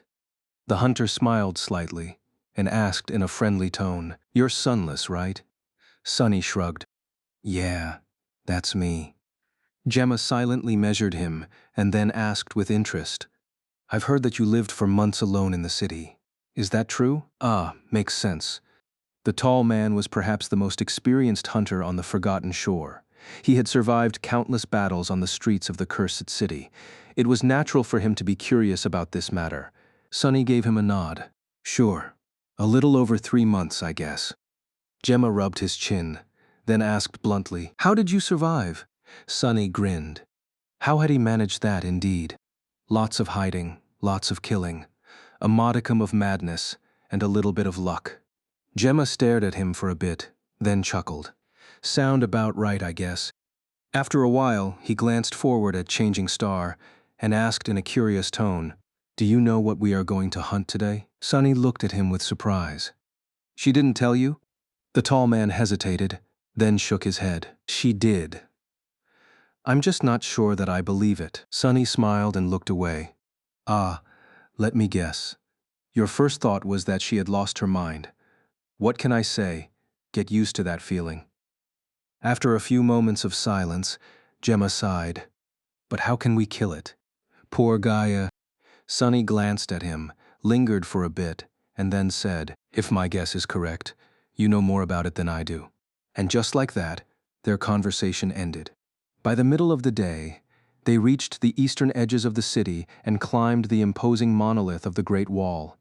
Standing on top of it, they saw the colossal crater and the headless statue that stood not too far away, its one remaining hand thrust toward the skies. Their prey was hiding in a vast underground chamber beneath that statue. Today, they were going to hunt the Lord of the Dead. At the base of the statue, the second arm of the priestess lay in the mud. Thousands of years ago it had broken off and fallen, crashing through the dome of the underground chamber. Now, there was a chasm in the ground that led into the lair of the Lord of the Dead. Many months ago, Sunny and the rest had used that breach to escape from the catacombs. Now they were going to use it to descend into that darkness instead. The ghastly master of the catacombs waited for them below. Sunny wasn't really surprised that Nephis had chosen to return to this place. After all, the mountainous abomination was most likely guarding the last of the 7 shard memories. However, he was really curious about how exactly she was planning to kill it. Once everyone gathered around the hole in the mud, Changing Star glanced at him and said, "Sunny, can your shadow take a look at the burial chamber?" With a shrug, he sent the shadow into the breach. It slid on the mud and entered the dark hole, then hid in the palm of the giant stone hand and cautiously looked down. The mountain of human bones was still there, in the middle of the vast circular chamber. However, it looked very different from how it had been before. Countless green vines were growing from the mass of bones, some of them comparatively thin, others as thick as a human body. They weren't growing just between the ancient remains, the vines were bursting through the bones too, almost as if feeding on them. The Lord of the Dead seemed a weaker, more brittle, as though it was sick, sapped of its strength and infected by a terrible parasite. Sunny commanded his shadow to look closer and finally noticed the thing that he had expected to see. A small wooden box lay on the floor of the underground chamber, open and empty. The exact same box Nephis had mysteriously entrusted to Castor as soon as they were back in the Dark City. From the words of the outer settlement hunter, that box had appeared on his pillow with a small note. That note had been written by Changing Star's spy, Zayshan, and the contents of the box had been created for her by Kido, who was now dead. Kido had been the leader of the artisans. Her aspect ability allowed her to control and alter plants. This bone-eating vine, as it turned out, was her last creation and final masterpiece. Turning to Nephis, Sunny hesitated for a moment and then spoke, his words causing a subtle reaction in Gemma. "The tyrant is heavily infected by Kido's vine. It seems to be considerably weakened." Changing Star nodded and remained silent for a few moments. Then she said, "Once we enter the chamber, the Lord of the Dead will attack us. Now that its power is reduced, and with the help of the Dawn Shard, we should be able to survive the onslaught. We should also be able to wound and eventually kill it." Looking at the faces of everyone gathered in the shadow of the headless statue, she nodded and headed toward the breach. "Let's go." Soon, Sunny was trying to survive the fury of the Lord of the Dead once again. But this time, it was not as hard as it had been before. He had become stronger, and the horrible creature had become weaker. His memories were augmented by the Crown of Dawn, and Saint was now a demon. There were also more humans resisting the tyrant today. That was not to say that the battle wasn't harrowing and perilous. In fact, it was utterly lethal. The humans fighting the monumental nightmare creature were surrounding it, dodging the long limbs of the tyrant and trying to attack it when an opportunity presented itself. Kai was zipping in the air, providing support and bringing the wounded away from the fight. They were only alive because the attacks of the Lord of the Dead were now slower and less devastating than before. With some preparation, both Effie and Saint could withstand 1 or 2 with the help of their shields. Castor was able to deliver several cuts to it with his ghostly blade, while Sation had broken 1 limb completely with her graceful warhammer. Each strike of the sunlight shard seemed to bring immense pain to the Lord of the Dead. But nothing hurt it more, of course, than the incandescent blade of Changing Star. Together they dealt more and more damage to the terrible creature, despite the fact that many of them were now either severely wounded or dead. The tyrant was being consumed from within by the green vines and broken from the outside by their weapons. And then, after a long and arduous battle, a huge layer of bones fell from the body of the Lord of the Dead, revealing its inner core.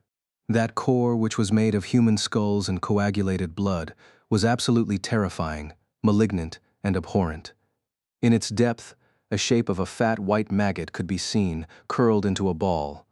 At that moment, Effie suddenly stepped forward, twisted her body, and threw the dusk shard as a discus with a deafening cry. The shield that was said to contain the weight of the heavens streaked through the air with terrible speed and hit the inner core of the tyrant, crushing through it like a wrecking ball. It cut the maggot in half and exited the body of the Lord of the Dead from the other side in a torrent of broken bones. Then it fell to the ground, shattering the stone floor of the chamber and sending a net of cracks running through it from the point of impact. The mountain of bones froze, then shuddered, and then it crumbled. Everyone stared at Effie, shocked, hope burning in their eyes. On her face there was a dark, mournful expression. Belatedly, Sunny remembered that the members of the original cohort, that the boisterous huntress had belonged to, all perished here, killed either by the undead army or the Lord of the Dead itself. A few moments later, Effie sighed and turned her face away, hiding it from everyone. Then she raised a hand and made it into a fist. That was her letting them know that she had received a memory from the kill. A shard memory. The last one there was Chapter 314, Leaving the Dark City. After everything was done, and Nephis used her flames to heal those who survived, they returned to the city through the catacombs. Perhaps she wished to eviscerate the army of undead monsters that were now left without the tyrant to bring them back to life. But in the end, they were met with nothing but silence. The horde of ferocious skeletons that had once almost cost Sunny and the rest of the cohort their lives was no more. The dark tunnels stretching beneath the ruins were littered with piles of bones, which were slowly turning into dust. It seemed as though the moment the Lord of the Dead had been destroyed, its servants had perished too. After a while, the group of humans emerged from the collapsed tower of the lighthouse and continued on its way back to the bright castle. They were going to spend their last night there before leaving the dark city behind. In a small room in the depths of the ancient citadel, 7 people gathered around a table. They were Sunny, Nephis, Cassie, Castor, Effie, Kai, and Sation.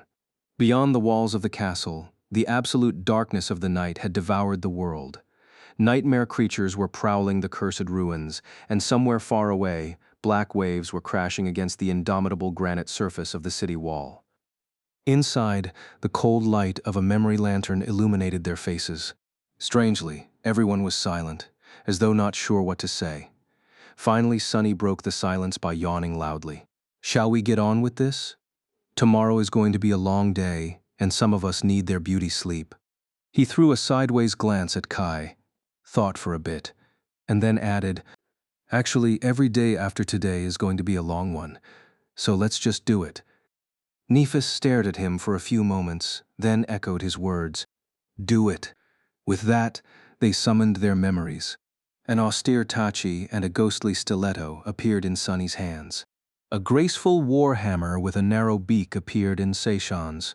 Effie summoned her beautiful bronze spear and a heavy round shield. Finally, a simple band of metal decorated with a single gem weaved itself from light and rested gently on Changing Star's head. They were the shard memories. Dawn, zenith, dusk, midnight, sunlight, moonlight, and starlight. The last memory was a short, flowing white cloak that draped itself around Effie's shoulders. This was the shard she had received after slaying the Lord of the Dead. For a few moments, no one moved. Then, Effie said, "So, Uha, what now?" Nephis tilted her head a little, then frowned. Finally, after some time passed, she said, "Come closer." When they did, something unexpected happened. Sunny felt the hilts of his weapons suddenly growing hotter, and soon both Midnight and Moonlight Shard began emanating a ghostly, ethereal light. The same was happening to the other shards. 7 beams of light shot toward the center of the room and collided. Then, they fused with each other, and soon 7 objects weaved themselves from that light and hovered in the air. They were keys forged out of lustrous metal with 7 shining stars engraved on their surface. It was the manifestation of the terrible oath that the 7 heroes had given all those thousands of years ago. the keys that were used to seal the curse of the all-consuming darkness underground. Suddenly, the 7 keys turned into streams of light and shot toward each of the 7 people gathered in the room. One beam hit Sunny in the chest and disappeared, absorbed into his core. The voice of the spell resounded in his ears. "You have received an oath key." Sunny shivered. He didn't want anything to do with that morbid oath. But in the end, he had no other choice. Glancing at the rest of the people gathered in the room, Changing Star lingered for a moment, and then said, "We're ready." In the dim light of dawn, the gates of the castle opened for the last time. A long procession of humans walked through them, leaving the ancient citadel that had sheltered them for so long. They walked under the swinging skulls, not paying them any attention. In the aftermath of all the strife, no one had bothered to remove the ghastly things from their chains. It was not like anyone could have forgotten the hundreds of lives lost in the struggle, and thousands of deaths before that, even if the skulls were removed. 500 people descended the hill and entered the dark city. A few nightmare creatures tried to attack them, and were eviscerated before managing to do any harm. These 500 humans were not a defenseless crowd. They were a battle-hardened army, one comprised of exceptionally powerful sleepers, the most powerful sleepers to ever be born from the human race, perhaps. They moved through the ruins, cutting down anything that dared to block their path. Soon the sleepers approached the western boundary of the dark city and scaled the ancient wall. There they stopped and turned, staring at the silhouette of the bright castle in solemn silence. By then, pillars of black smoke were billowing from each of its windows. Soon the whole castle was enveloped by furious flames, which slowly devoured the white stone of its walls. The magnificent marble cracked and melted, destroyed by the terrible heat. The smaller towers swayed and moved and then fell into the terrible crucible. The fire was slowly destroying the bright castle, turning it into a molten ruin. In a sense, this was fitting. After all, everything else in the dark city had been ruined a long, long time ago. Surprisingly, this act of destruction was not Changing Star's idea.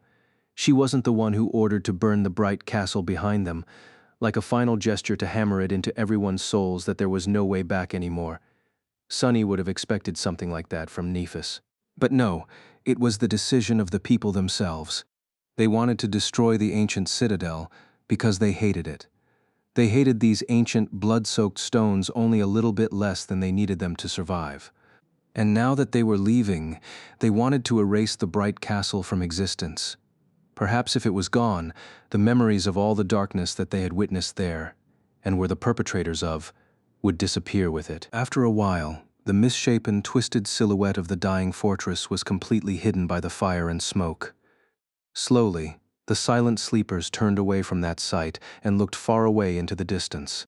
They were looking west. That was where they were going, to lay siege to the Crimson Spire. One after another, the sleepers descended from the wall and left the dark city behind. Chapter 315, Siege of the Crimson Spire, 1. In the cold light of dawn, a gargantuan crimson tower was rising from the labyrinth. From this distance, it looked like a bloodied sword that some primordial titan had thrust into the heavens. The crimson coral streamed from its walls like the blood of gods, spreading out from the base of the spire to devour all of the forgotten shore. The tower itself seemed to stand on an island, which was surrounded from all sides by black water. Even though the sun was already climbing up, this part of the cursed sea did not disappear.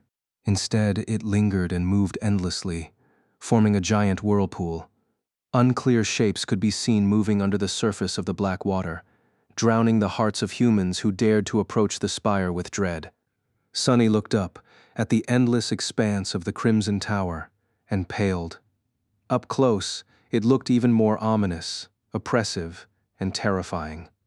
He struggled to believe that this cyclopean structure had been built by human hands, let alone that it had been their salvation once, a long time ago. Now, the Crimson Spire looked nothing but twisted, eerie, and utterly evil. It emanated a sense of harrowing power that no human could ever hope to challenge. And yet this was exactly what they were going to do. Turning away, he glanced at the camp of the Dreamer army. For the past week, the 500 of them had traversed the labyrinth to reach this place. Some had perished along the way, but not as many as he had expected. For that short journey, luck had been on their side. In these days, they had slaughtered countless nightmare creatures and somehow managed to avoid attracting the wrath of the dwellers of the deep. They had seen the headless statue of the Lord that stood halfway between the dark city and the crimson spire, and many other wondrous and terrible things. And now, they had almost reached their goal. People were busy preparing for the battle. The dread they had felt at dawn, after looking at the crimson spire which was now so close, turned into grim determination and resolve. Everyone was making final preparations. Some were checking their armor and weapons for the last time. Some were hurriedly building makeshift fortifications. Some were praying, begging the dead gods to save their lives. Truth be told, Sunny was the only person who appeared to be idle. Well, what did they expect? Nephis still had not told him what exactly his role in the battle was going to be. Not that he was obligated to listen, of course. With a sigh, he turned to the other members of the cohort who were gathered around a fire, discussing the plan of the battle for the 100th time. Everyone seemed uncharacteristically somber today. One after another they left to join in the preparations. Soon Changing Star was the only one left. With a bit of reluctance, Sunny approached her and sat down, staring at the fire. After a while he said, "This is very strange, don't you think?" She glanced at him and raised an eyebrow. Nephis had changed a lot since the first time they met, but also remained exactly the same. She was still calm and confident, with ivory skin and beautiful silver hair. She was still strong and full of conviction. It's just that her eyes seemed a bit hollow these days. "What is?" Sunny shrugged. "Just all of it. If someone described this scene to me a year ago, I would have been really perplexed. And yet, here we are." He lingered for a bit, and then added, "We've come very far. The three of us." Both of them glanced at Cassie, who was busy explaining something to the artisan representatives. Her delicate hand rested on the hilt of the quiet dancer. After a while, Nephis nodded. "Yes, and now we just need to make one last step." Both of them remained silent for a bit, thinking about how this final step was going to be the hardest yet, incomparably so. Then, Sunny sighed. "So what do you want me to do, from how you kept avoiding the subject for these past days? I'm guessing that it's not something trivial." Changing Star smiled, then looked at him with white sparks dancing in her eyes. "A really small thing, really." Then, she turned to face the crimson spire, hesitated for a while, and then suddenly said, "Give me your hand." When Sunny did, something traveled through her cool skin into his shadow core. He summoned the runes and looked at them, already knowing what he was going to see, and there it was, listed among his memories. Oath Key 7. Somehow she had gathered the remaining 6 keys from the rest, and now she was entrusting them to Sunny. Still looking at the Cyclopean Tower, Nephis said, "I want you to destroy the Dark Sea, or banish it at least."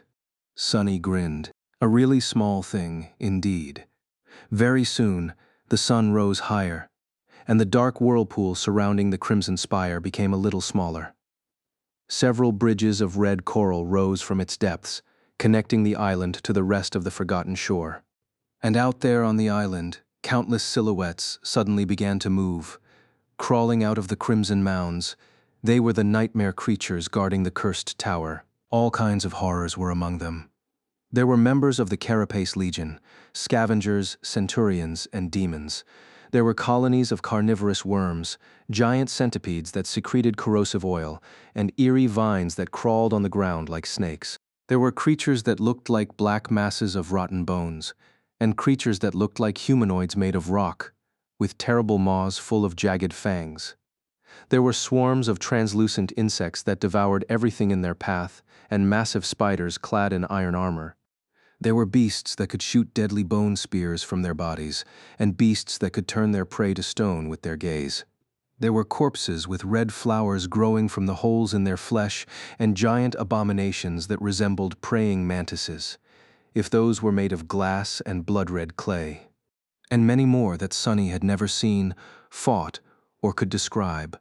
All of them moved together in strange harmony, devoid of the usual territorial aggression that forced the nightmare creatures of different tribes to fight each other. They were subjugated by the Crimson Terror and now served to guard the spire. Like a terrible wave, the horde of monsters rolled over the bridges of crimson coral and flowed toward the human army. From his position at the back of it, Sonny could clearly see the bodies of those standing in the front line tremble and take an involuntary step back. Someone even dropped their weapon. A moment later, Effie's loud voice rolled over the rows of sleepers. "Stand your ground, wretches. If anyone runs, I'll kill you myself." Strangely, her irritated shout calmed down the fear in their hearts. A moment later, however, it was drowned in the cacophony of the approaching horde. The battle for the Crimson Spire had begun. Chapter 316, Siege of the Crimson Spire, 2. On the outskirts of the Crimson Spire, there were no more passages and tunnels in the coral. It was just a solid red mass, an unbroken surface of the strange living substance that had devoured the forgotten shore thousands of years ago.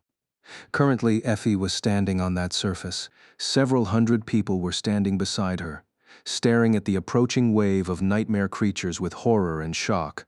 All of them knew what was going to happen once they reached the spire. But even then, the sight of it was terrifying. She was at the center of the front row of these frightened people, supposedly in command of them. With her tall stature and lean, powerful figure, Effie stood out among the rest of the sleepers. Her archaic armor glistened in the light of the rising sun, and on her shoulders there was a flowing white cloak weaved from starlight. She held zenith in one hand and dusk in the other. Effie seemed like a bastion of strength and resolve in the sea of fear, a mythical hero that had stepped into the mortal realm from an ancient legend. But really, she was scared shitless.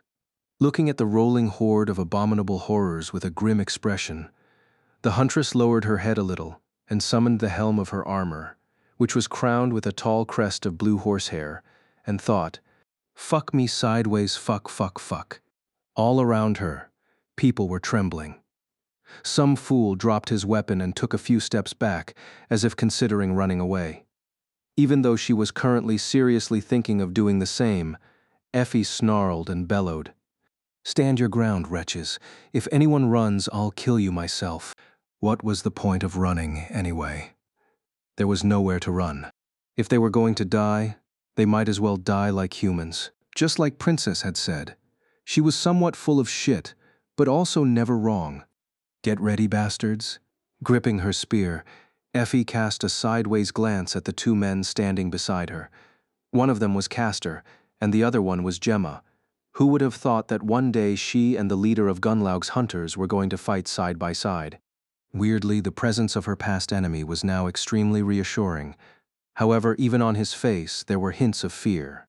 The only person who could have stayed nonchalant in this situation was probably Doofus. That pale miscreant was either too crazy or too stupid, or both to be scared of anything. But he was currently nowhere to be seen. Effie sort of missed the tiny menace. But Sonny was probably either hiding someplace dark or doing something too insane to be entrusted to anyone else. In any case, she wished him luck. She wished herself luck too. Looking at the approaching horde of monsters, Effie waited for a few seconds and then screamed, "First mark." Her shout was repeated by Seishan, who commanded the second line, and reached Knight somewhere in the third. The plan of the battle was really simple.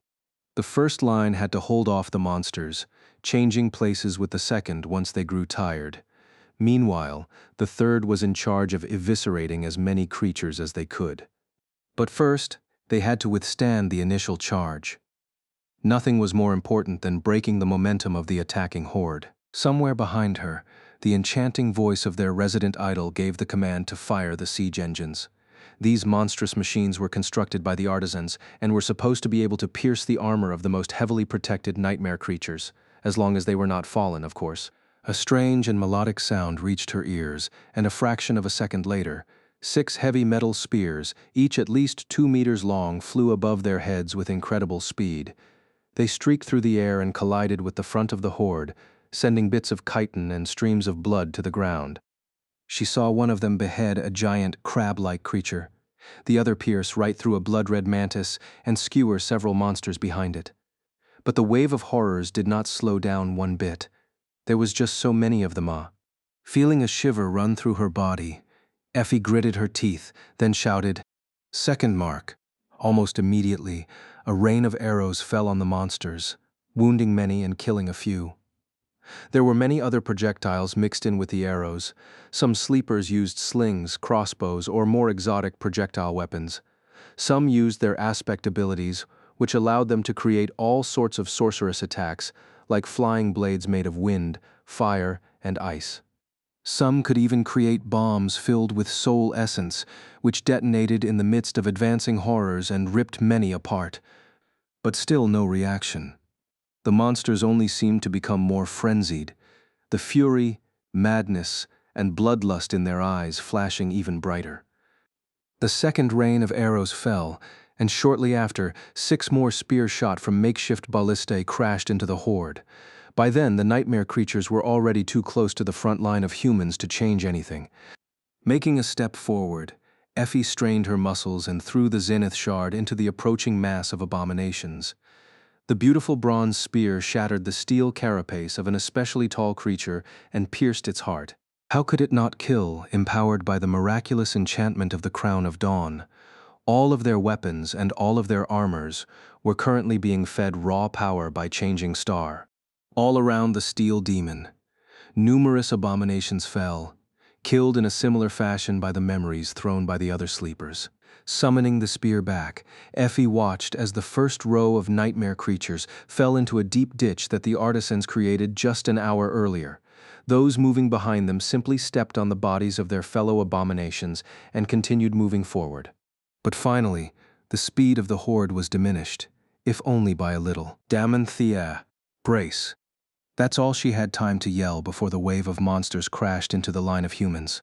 Then, the world was consumed by nothing but madness, havoc, and death. Chapter 317, Siege of the Crimson Spire, 3. Putting her weight behind the dusk shard, Effie leaned into the shield and gritted her teeth. A moment later, a monstrous blow landed on it, strong enough to crush stone into dust. But unlike Sunny's marvelous echo, she was not made out of stone.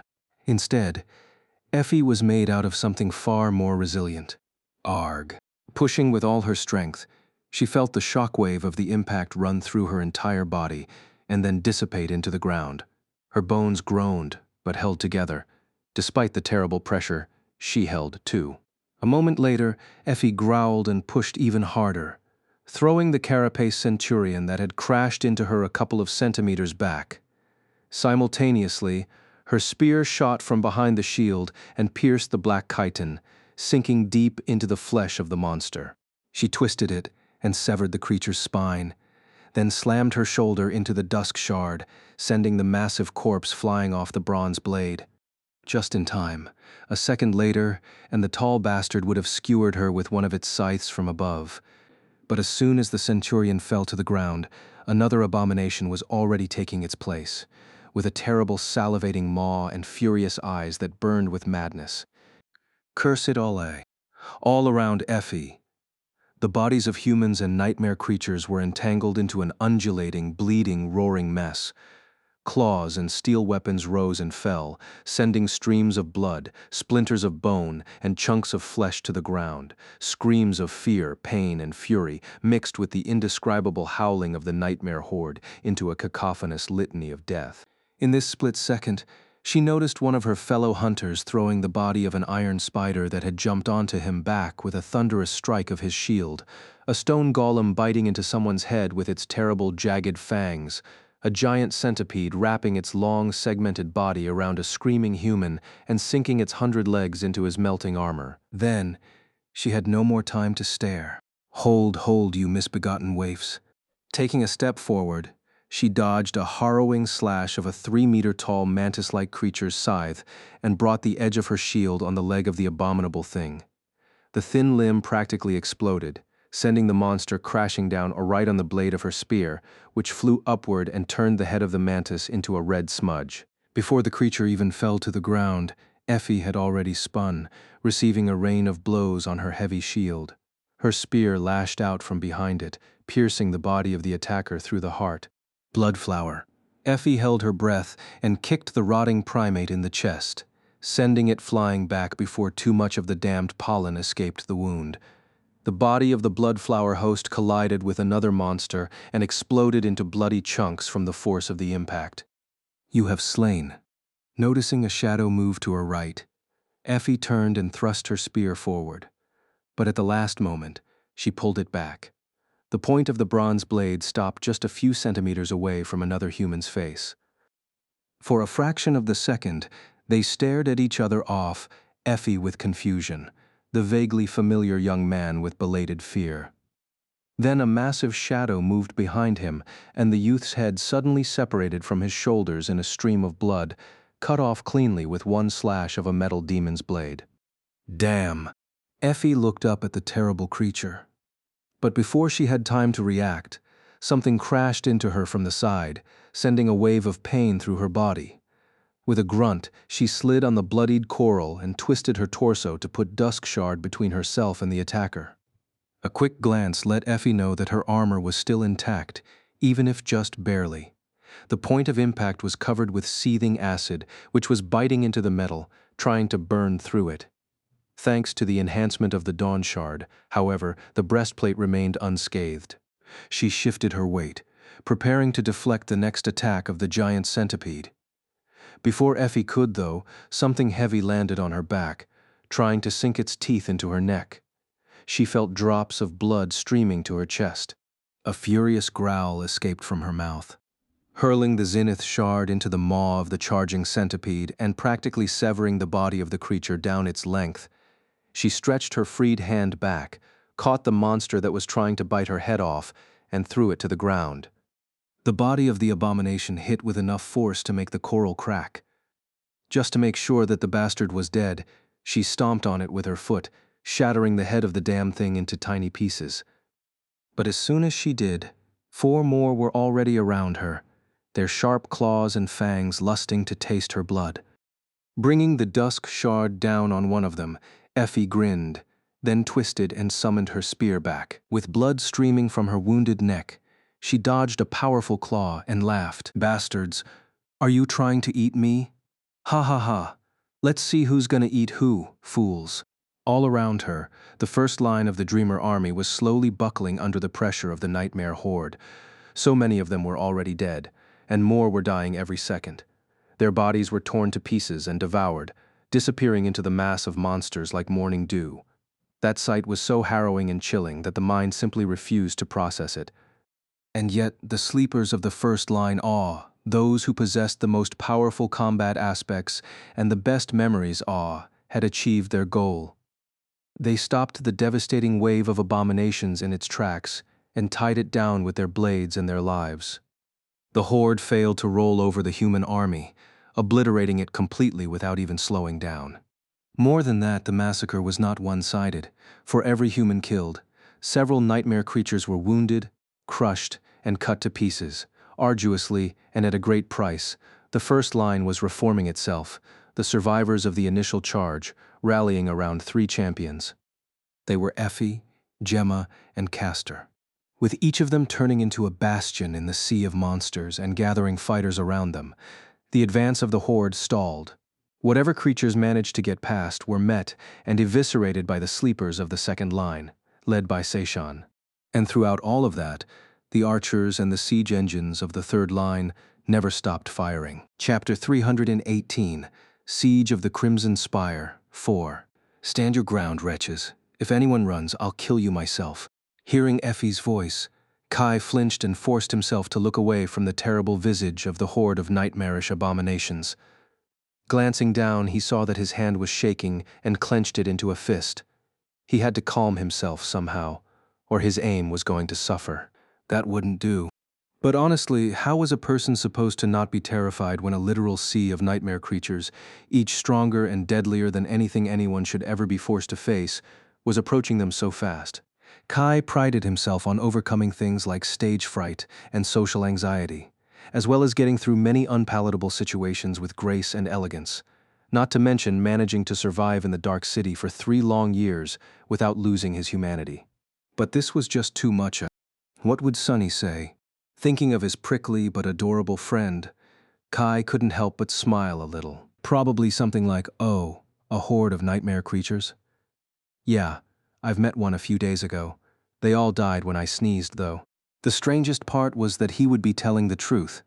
If Kai decided to dig deeper, he would discover something in the line of Sunny's sneeze, causing a massive avalanche that wiped all the monsters out. Or, more likely, that his sneeze had awakened some ancient, much more terrifying creature, which then proceeded to devour all the monsters before turning its gaze on Sunny himself. That was just how Sunny was. Unpredictable. Strangely, these thoughts succeeded in calming Kai down. He only regretted that the cute scoundrel wasn't close by to reassure him in person. Gazing at the approaching horde, he sighed and gripped his bow tighter. The coral was sloping down in the place where Changing Star had chosen to face the guardians of the spire. Because of that, the position of the third line was higher than the other two, which would allow them to continue firing long after Effie and the rest had engaged the nightmare creatures in melee. In theory, all around him, those sleepers that had suitable memories or aspect abilities were preparing to shoot, waiting for his command.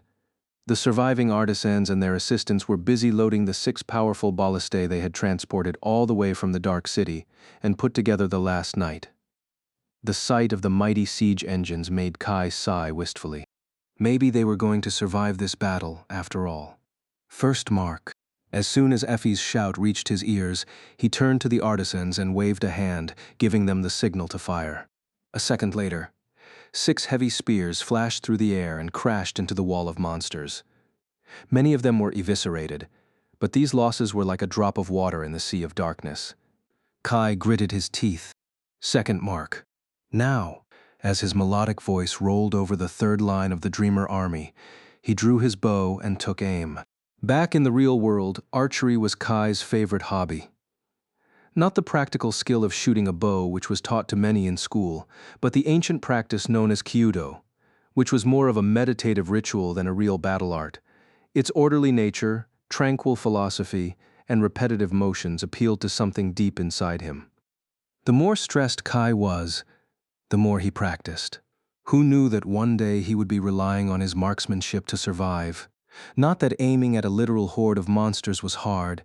He didn't have to worry about missing a shot with the blood arrow, at least. Letting go of the string, Kai watched as the black arrow streaked through the air and bit deep into the body of a tall carapace demon. Its bone tip pierced the metal armor of the terrible creature with ease. Not only was it of the ascended rank itself, it was also enhanced by Lady Nephis. Very few creatures could resist his attacks. Keep firing. Kill as many as you can. The demon swayed, then fell to the ground. Kai felt the weakness that overtook him every time he summoned the morbid memory dissipate and called upon the blood arrow again. However, he didn't get to take his second shot before the wave of abominations crashed into the line of sleepers. For a second, Kai was stunned by the harrowing sight. The scale of the massacre that was happening below him was just too vast to comprehend. His heart was instantly constricted, full of worry for Effie and all the other people he knew.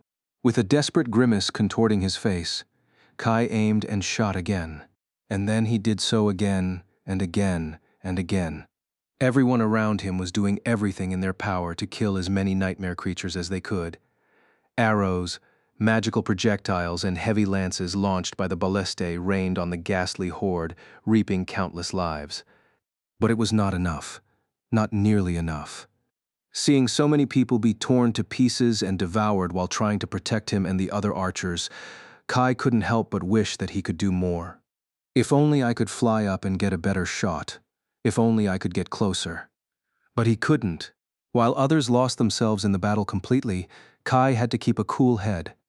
After all, he was responsible for the third line of the Dreamer army. The lives of all these young men and women depended on him. That was why he kept his eyes on the merciless gray sky. Just a few meters above them, almost invisible in the bright light of dawn, a vast net made out of sharp iron wire was drawn above the battlefield. The wire for this net was collected in the labyrinth, from those areas where iron spiders were known to nest and fashioned into the aerial barrier by the artisans. It was meant to protect them from the terrifying creatures that could fall at any moment from the skies. After all, the Crimson Spire did not only have a terror and a horde of guardians, it also had its messenger saw. Chapter 319, Siege of the Crimson Spire, 5. Draw your bows, take aim, endure. Kai's words were meant to keep the morale of his troops more than they were meant to serve as actual instructions. To tell the truth, he did not have to do much, at least not yet. There were no such things as coordinated volleys. When it came to archers, everyone just had to send one arrow after another into the seething mass of nightmare creatures as fast as they could. He had to do the same, too. On the ground near him, several quivers full of arrows waited for their turn. Kai was shooting without a respite, alternating between using the blood arrow and these mundane ones. It took time for the ghastly memory to return to his hands, so he had to use something else in between. A good archer had to be able to fire 12 times in a minute. An excellent one twice that. Gritting his teeth, Kai drew his bow, took aim, held his breath, and fired. Every movement had to be efficient, quick, and precise. As soon as one shot was done, another one immediately started. Draw, aim, release. Draw, aim, release. Repeat and repeat and repeat. In these moments, he had become less of a human and more of a methodical battle machine that ran on all cylinders without stopping even for a moment. He put an arrow in the eye of a terrible abomination that looked like a giant snake made of seaweed and rotting flesh. Another pierced the chest of a massive bestial primate and impaled him on the carapace of a mantis-like creature. The third bit into the neck of the mantis and greedily drank its tainted blood, causing the monster to stumble and fall. Kai felt like he was drowning. Back in the waking world, archers were always portrayed as nimble, graceful warriors, someone who excelled in agility and speed as opposed to brute strength and physical might. They were beautiful maidens, elegant youths, and cunning rogues.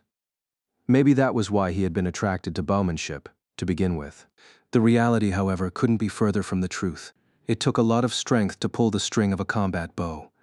The draw weight of a good bow was as much as 50 kilograms on average, 20 times the weight of a sword, and memory bows like his were much more monstrous. They were never meant for mundane humans, so pulling that string every few seconds burned through his stamina in mere minutes. Very soon, Kai's muscles screamed in pain, and his lungs seemed to be on fire. But he couldn't stop. He had to keep shooting, no matter what. Keep at it, draw aim, endure. How could he allow this insignificant pain, this unearned exhaustion to slow him down when out there? Below, so many humans were dying in agony to keep the enemy away from the line of archers. Letting loose another arrow, Kai drew in a hoarse breath and glanced up, almost out of habit. However, this time, his gaze lingered on the indifferent gray skies. Then, his eyes widened. At some point, 5 black dots appeared high above the battlefield, flying in an eerily perfect circle above it. A cold chill ran down Kai's back. Messenger saw. 5 fallen monsters were observing the massacre that was happening below them with vile indifference. Even though he could not see their harrowing shapes too well, Kai could somehow feel their gaze. Why aren't they attacking? As if to answer his question, a smaller dot appeared from the clouds and fell down through the circle created by the messengers. And then, another, and another. Just a second later, countless nightmare creatures poured from the gray skies and dove down, swiftly approaching the ground. There were so many of them that their mass resembles a swirling black column of a colossal tornado. Kai trembled. His face paled. However, he did not allow fear to prevent him from fulfilling his duty. Skyward squads, aim high. At this point, about half of the sleepers in the third line were supposed to switch their attention and repel the aerial threat. However, engrossed in the battle that was happening below, most of them didn't hear or understand his words. Kai grimaced. And then his clear, enchanting voice rolled over the entire battlefield once again, this time easily piercing through the clangor and havoc of the terrible strife. This was the voice he had used to sing the most difficult notes in front of hundreds of thousands of people. Only the dead could not hear it. Brought back to reality by his voice, the archers quickly aimed at the sky. Just in time, Kai let the blood arrow loose, then saw it fly upward and hit one of the winged abominations in the chest. The monster convulsed and dropped vertically down, hitting the sharp wires of the iron net with a sickening sound. A tremor ran through the entire net, and drops of black blood fell to the ground. Stretching his hand to grab a mundane arrow, Kai had a moment to take in the sight of the descending swarm. For a moment, his heart was squeezed by despair. There were so many of the flying nightmare creatures that it was impossible to count them all. Among the swarm of horrors, there were the giant locusts he had fought before, massive abominations with hungry maws and bat-like wings, repulsive birds with fleshy tentacles growing from beneath their pale feathers, and many more, horrors he had never seen and could have never imagined. And above them, 5 black dots continued to circle in the sky. Putting the arrow on the string of his bow, Kai banished fear and doubt from his heart and drew it. Then, he aimed at the closest of the abominations and willed it to die. A moment later, his arrow hit the creature right in the eye. Most of the archers around him had already switched their targets. Only the siege engine crews and those with abilities and memories unsuitable for firing upward continued to pelt the nightmare horde with deadly projectiles. The quickest of the descending monsters were eviscerated, and soon a rain of corpses fell on the iron net. But a few lucky ones had avoided the arrows and dove down to devour the humans who stood on the ground. Kai held his breath when the first of them hit the iron wires at full speed. What if the net broke? But it did not, at least for now. The artisans had done their job well. Instead, the creature was instantly sliced apart, its body disintegrating into a rain of blood and strangely symmetrical chunks of flesh. The sight of it was morbidly fascinating. Thank gods.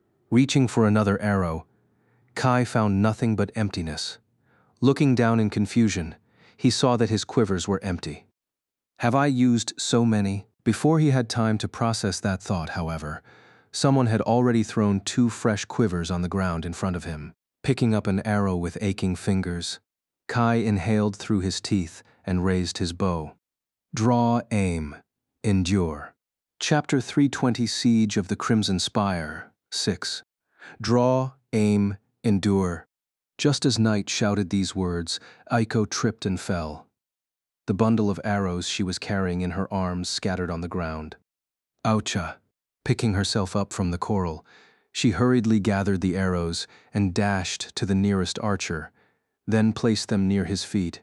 In this battle, the role of people like her are, those who were too weak to fight and did not possess a useful aspect, was simultaneously the most simple and the most chaotic.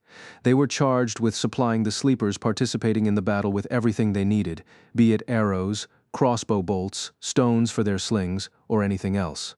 There were several teams of runners doing different things. Initially, she was supposed to help carry the wounded from the first and second lines to the makeshift hospital at the back of the formation. There, a few people with aspect abilities having to do with healing waited, ready to help. Her friend Steve was one of them. But as it turned out, there wasn't a lot of wounded in this battle. Most simply died on the spot. So she was left with nothing to do and ended up here, helping to supply the archers. She had just brought 2 quivers to Knight and was on her way. Wait, how crazy was that? Trying to catch her breath, Aiko glanced around and shivered. Crazy, this is crazy. The scene in front of her was just too bizarre to be true. Several hundred sleepers were besieged by a horde of nightmare creatures on the ground, with another falling on them from above, all that in front of an ugly, endless tower of crimson coral. Surely she was dreaming. Of course you are. This is the dream realm, you dimwit. And yet, the weirdest thing of all was that she was stuck in all this craziness with none other than Night from Nightingale, the breathtakingly beautiful idol whose posters hung on the walls of most girls her age back home. Despite the fact that the 2 of them had known each other for more than a year and were even on friendly terms, this fact was the one that pushed the surrealism of the situation over the edge.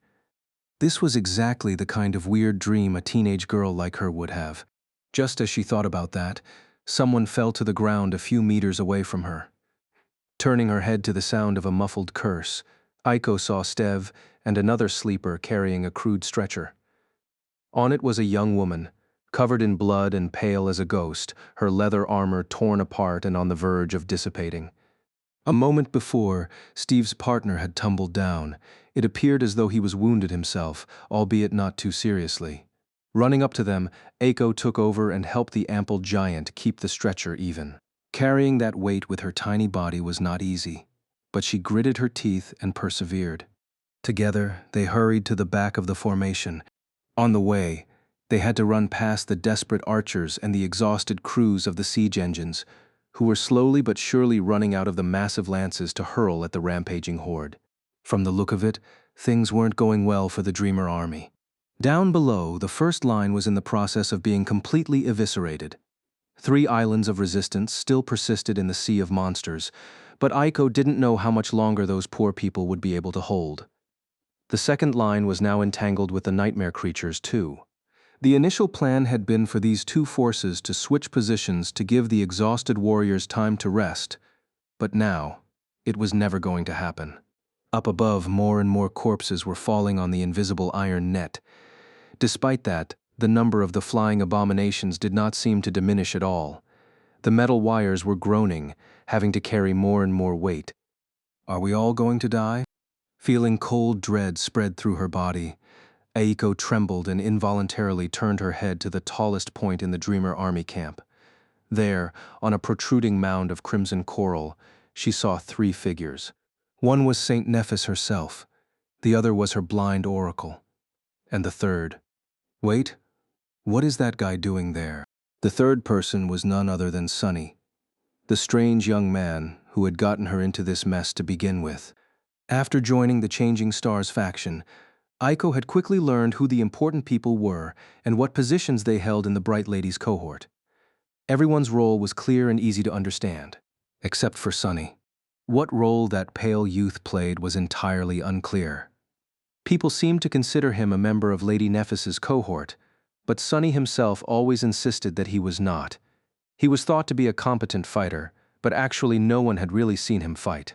Most people just knew him for his tendency to keep to himself, ridiculous bragging, and carefree attitude. They simultaneously respected him for being Changing Stars' scout and considered him mostly harmless. However, Eiko did not think that Sunny was harmless. She had seen him appear from the shadows and kill the guard who had been strangling her with one relaxed move, as though getting rid of an insect. In her mind, Sunny was very mysterious. He was a wild card. Seeing him with Lady Nephis now, she suddenly felt a tiny bit of hope. Maybe Changing Star had a plan. Maybe they were going to survive after all of. Eiko, move your short legs faster, will you? Frowning at Steve's remark, she looked at the ground and concentrated on not slowing her giant friend down. Soon they reached the hospital and placed the stretcher on the makeshift table.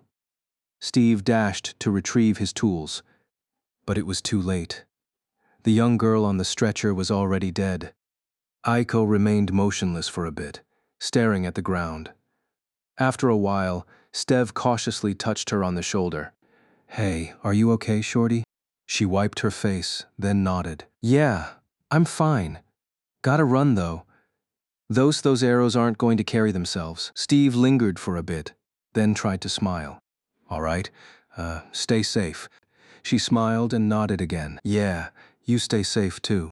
With that, Eiko turned around and ran out of the tent. Outside, the battle was only growing more ferocious. Chapter 321. Siege of the Crimson Spire, 7. Sunny stood at the peak of a tall coral mound, observing the battle that raged below. There was a slight frown on his face, but his eyes were calm. The Dreamer army was besieged from 2 sides. One horde of abominations was slowly devouring its front line, while another had descended on them from above, stalled for now by the vast net of sharp iron wires. It was like a scene from a fever nightmare. Every second, humans were dying, torn apart by the claws and fangs of the harrowing horde of monsters. Their cries and screams fused with the roaring wails of the nightmare creatures into a deafening wave of dissonant noise. That wave washed over the crimson coral, sending a chill running down his spine. Turning away from the blood-soaked visage of the battlefield, Sunny glanced at Nephis. Changing Star was sitting on the ground. Her face was calm, and her eyes were closed.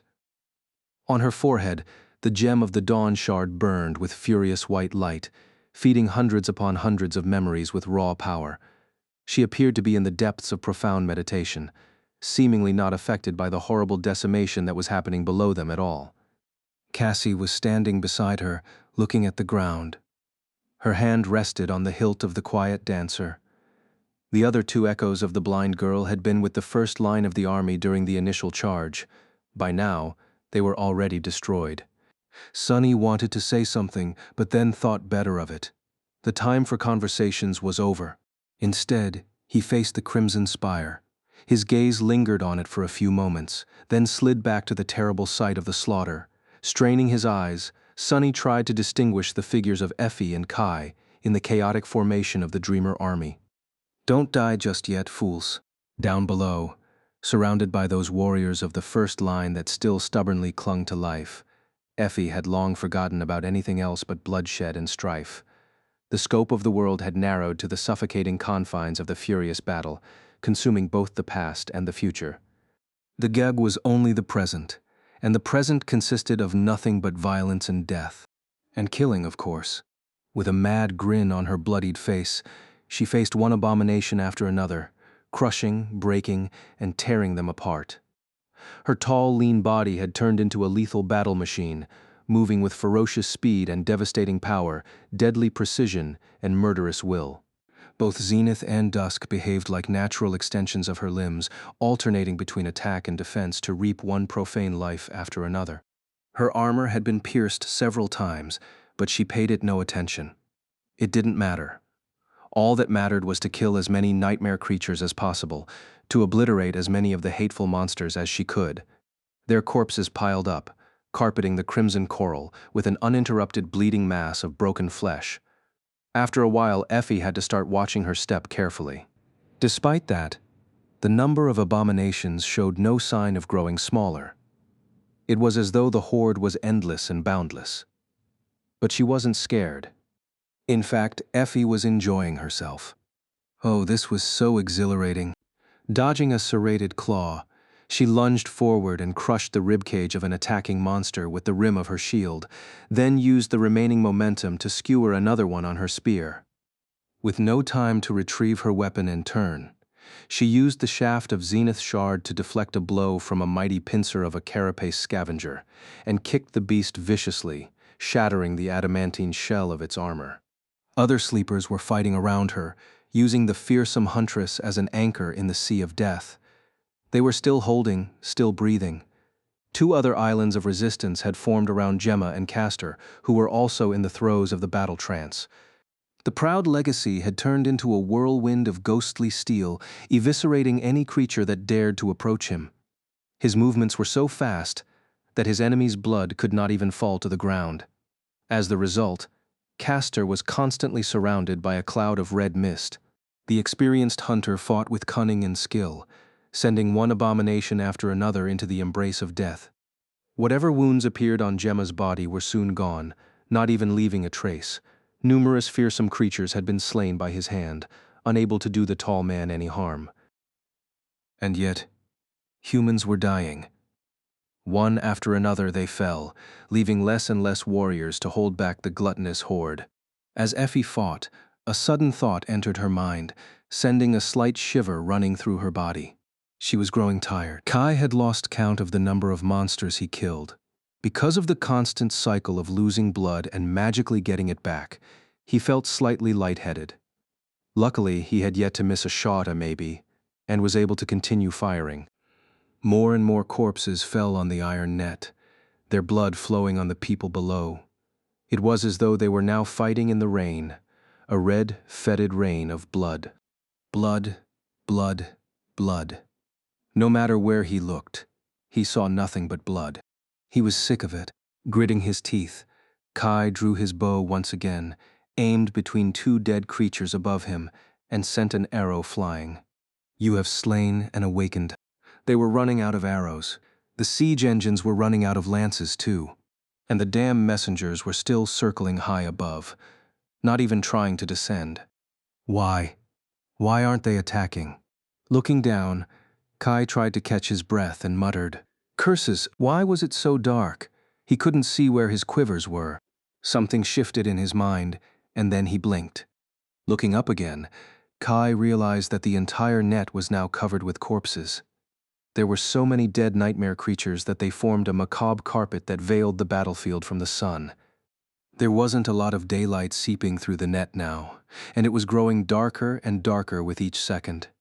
His eyes widened, not because of the deep darkness, but because Kai suddenly heard the iron wires groaning under all that weight, almost as if strained too much and on the verge of tearing apart. The protective net was going to break soon. His face paled. Oh no. On the tall mound of crimson coral, Changing Star suddenly opened her eyes and looked at Sunny. It's time. Chapter 322, Siege of the Crimson Spire 8. Things were turning from dire to desperate for the Dreamer army. The first line was almost gone, and the second was now completely engulfed by the horde of nightmare creatures. Seishan was still standing her ground, but just barely. The archers under Kai's command were doing their best to eviscerate as many monsters as they could, but with their attention split between those on the ground and those diving at the iron net from above, the results weren't as devastating as they had been during the initial stage of the battle.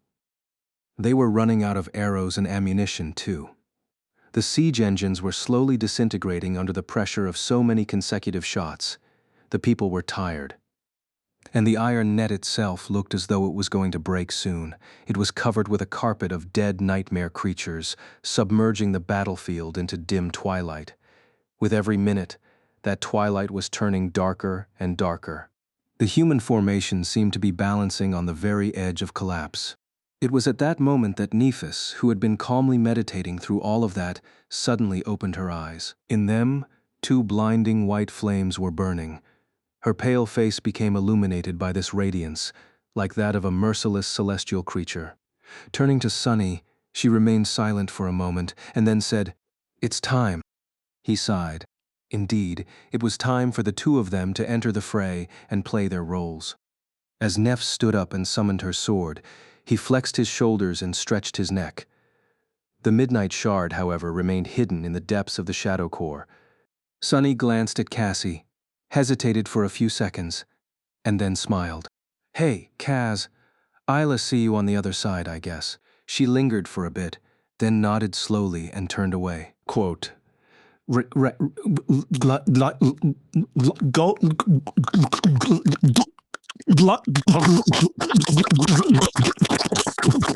don't die, he sighed. That's my cue, I guess. Together, he and Nephis walked over to the edge of the coral mound and jumped down, leaving the blind girl standing alone on its top. Softly landing on the ground, Sunny waved to Neph and said in an even tone, "I'll go first. Good luck." With that, he turned in the direction of the battlefield and inhaled deeply.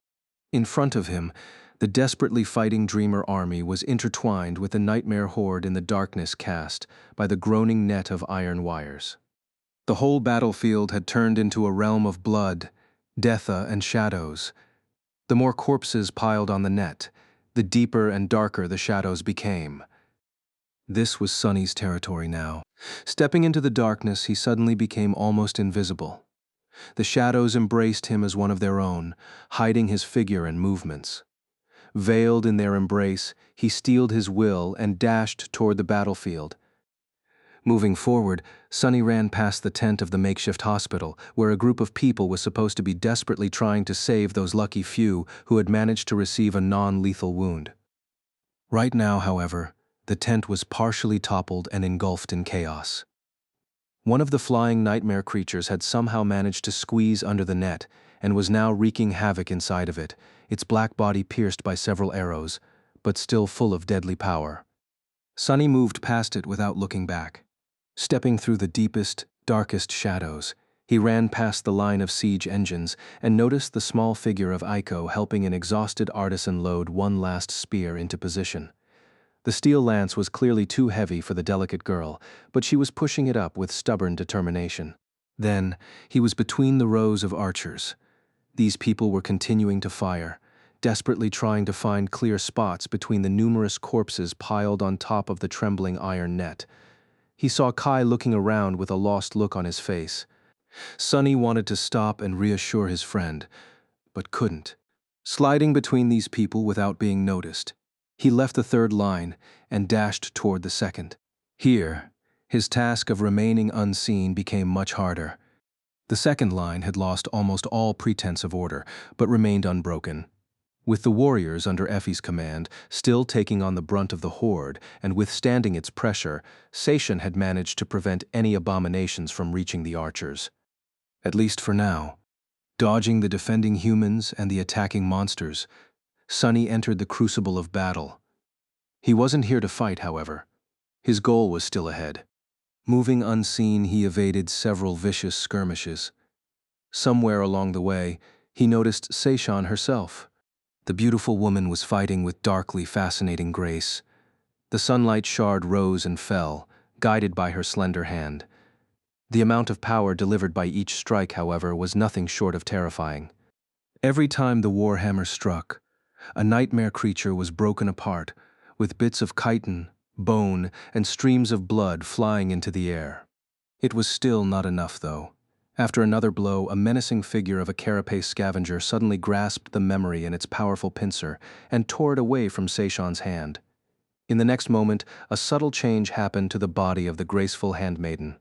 It seemed as though she grew taller, her limbs elongating, her spine twisting, her smooth gray skin became like that of a shark, and her eyes rolled back, revealing a second pair of pupils, these ones vertical and surrounded by a sea of red.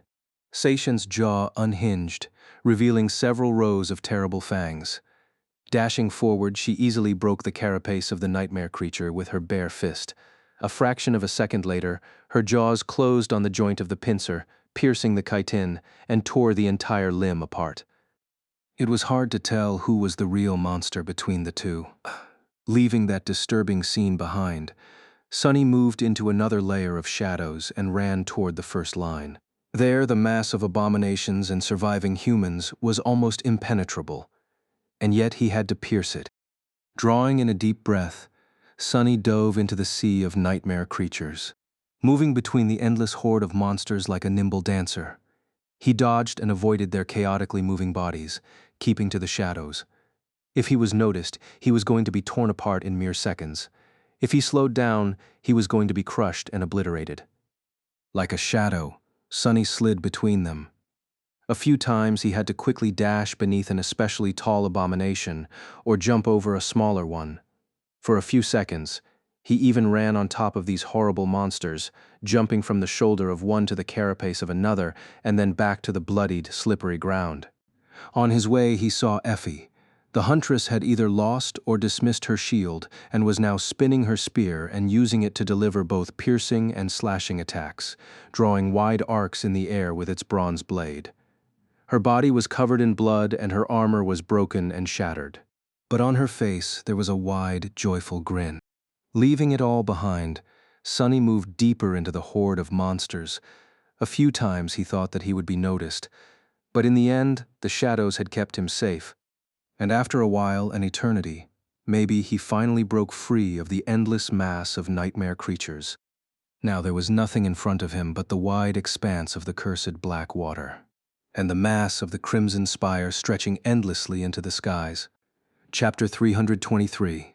Siege of the Crimson Spire, 9. Sunny froze for a moment, captivated by the all-encompassing expanse of the cyclopean spire that towered above the entire world. Almost at the same moment, the darkness behind him was suddenly annihilated by a blinding explosion of light. The noise of the battle changed, somehow growing even more intense. The howling of the nightmare horde grew louder, but also became slightly muffled, almost anxious. Changing Star had finally joined the fight. A moment later, hundreds of human voices rose in a deafening battle cry, their spirit lifted, their crumbling resolve restored. With Nephis arriving on the battlefield, the balance of the whole battle shifted. The nightmare creatures surged to destroy the radiant figure, only to be obliterated by it. They almost seemed to melt under the furious assault of the incandescent blade, turning into cinder and ash. Neph's arrival brought a moment of relief to the exhausted warriors of the Dreamer army, instead of using it to catch their breaths and regroup. However, they chose to use this opportunity to launch into a ferocious attack, making the horde shudder and recoil. Sunny was not paying any attention to what was happening behind his back, though. His eyes were locked on the bridge of crimson coral that stretched across the vast whirlpool of black water, creating a path to the island on which the cursed spire stood. On it were countless abominations, each of them pushing, howling, fighting for their turn to taste soft human flesh. However, the harrowing mass of them wasn't endless anymore. He could actually see the tail of the nightmare horde, with the distant half of the bridge being almost empty. Not that it was going to make things easy for him. As soon as Sunny escaped from beneath the iron net, he became illuminated by the bright sunlight, with nowhere else to hide, completely exposed. The eyes of numerous monsters were already on him, bloodlust and hunger igniting in their depths. If he wanted to use the bridge, he was going to have to cut his way through the undulating mass of nightmare creatures. Saint. Answering his call, the marble demon appeared from the shadows, her ruby eyes burning with cold menace behind the visor of the onyx helmet. The taciturn knight stood silently on the shore of the rushing black water, gazing at the horde of monsters across its dark expanse. Sunny took a few steps back and glanced at the mass of abominations who were already lunging in his direction. Here goes nothing. Dashing forward, he crossed the distance to the Saint-A and jumped. The shadow raised her shield, allowing him to step on it, and then pushed away with all her incredible strength. Simultaneously, Sunny launched himself off this unlikely springboard and shot into the air. The wind whistled in his ears, soaring above the mass of black water, and all the horrors that hid in its depths. He flew toward the crimson spire with terrible speed. The dark wing turned into a blur behind his back, making Sunny weightless and thus prolonging this state of flight. It was still not nearly enough to reach the island, however. In a few short seconds, he crossed almost half of the wide surface of the dark whirlpool. But then, his momentum slowed, and soon, Sunny started to fall. Thanks to the transparent cloak, he didn't plunge straight down, instead gliding through the air, slowly approaching the seething black water. He was never going to make it. But then, he was never planning to. Twisting his body, Sunny hurled the prowling thorn at the crimson coral of the bridge. As soon as the heavy kunai bit into it, he forcefully pulled on the invisible string, changing the direction of his flight. A few seconds later, Sunny landed on the bridge in a roll and jumped to his feet. Behind him, the tail end of the nightmare horde was still oblivious to his presence. In front of him was a clear path to the crimson spire. Dismissing the dark wing and summoning Shadow Saint back into his core, Sunny ran forward without wasting even a moment to look back. Soon, the crimson spire eclipsed the whole sky. It seemed as though the world suddenly made a 90-degree turn, the ground itself becoming vertical instead of horizontal. Even craning his neck, Sunny couldn't see the top of the ominous tower anymore. It was as if the dream realm was like a box, and he had reached one of its walls. The edge of reality itself. Throwing all unnecessary thoughts out of his head, Sunny rushed toward the spire. His goal was almost in sight. 7 severed heads so guarding 7 Loxo. This was what Cassie had told them a year ago, at the start of this cursed journey. Somewhere at the base of the Crimson Spire, there was a place where one could insert 7 keys into 7 locks to seal the curse of the all-consuming darkness underground once more, thus restoring the oath of the ancient heroes. Shard memories had given Changing Star's cohort these keys, and now, Sunny held all of them in his soul. He just had to find the Loxa, and very soon he did.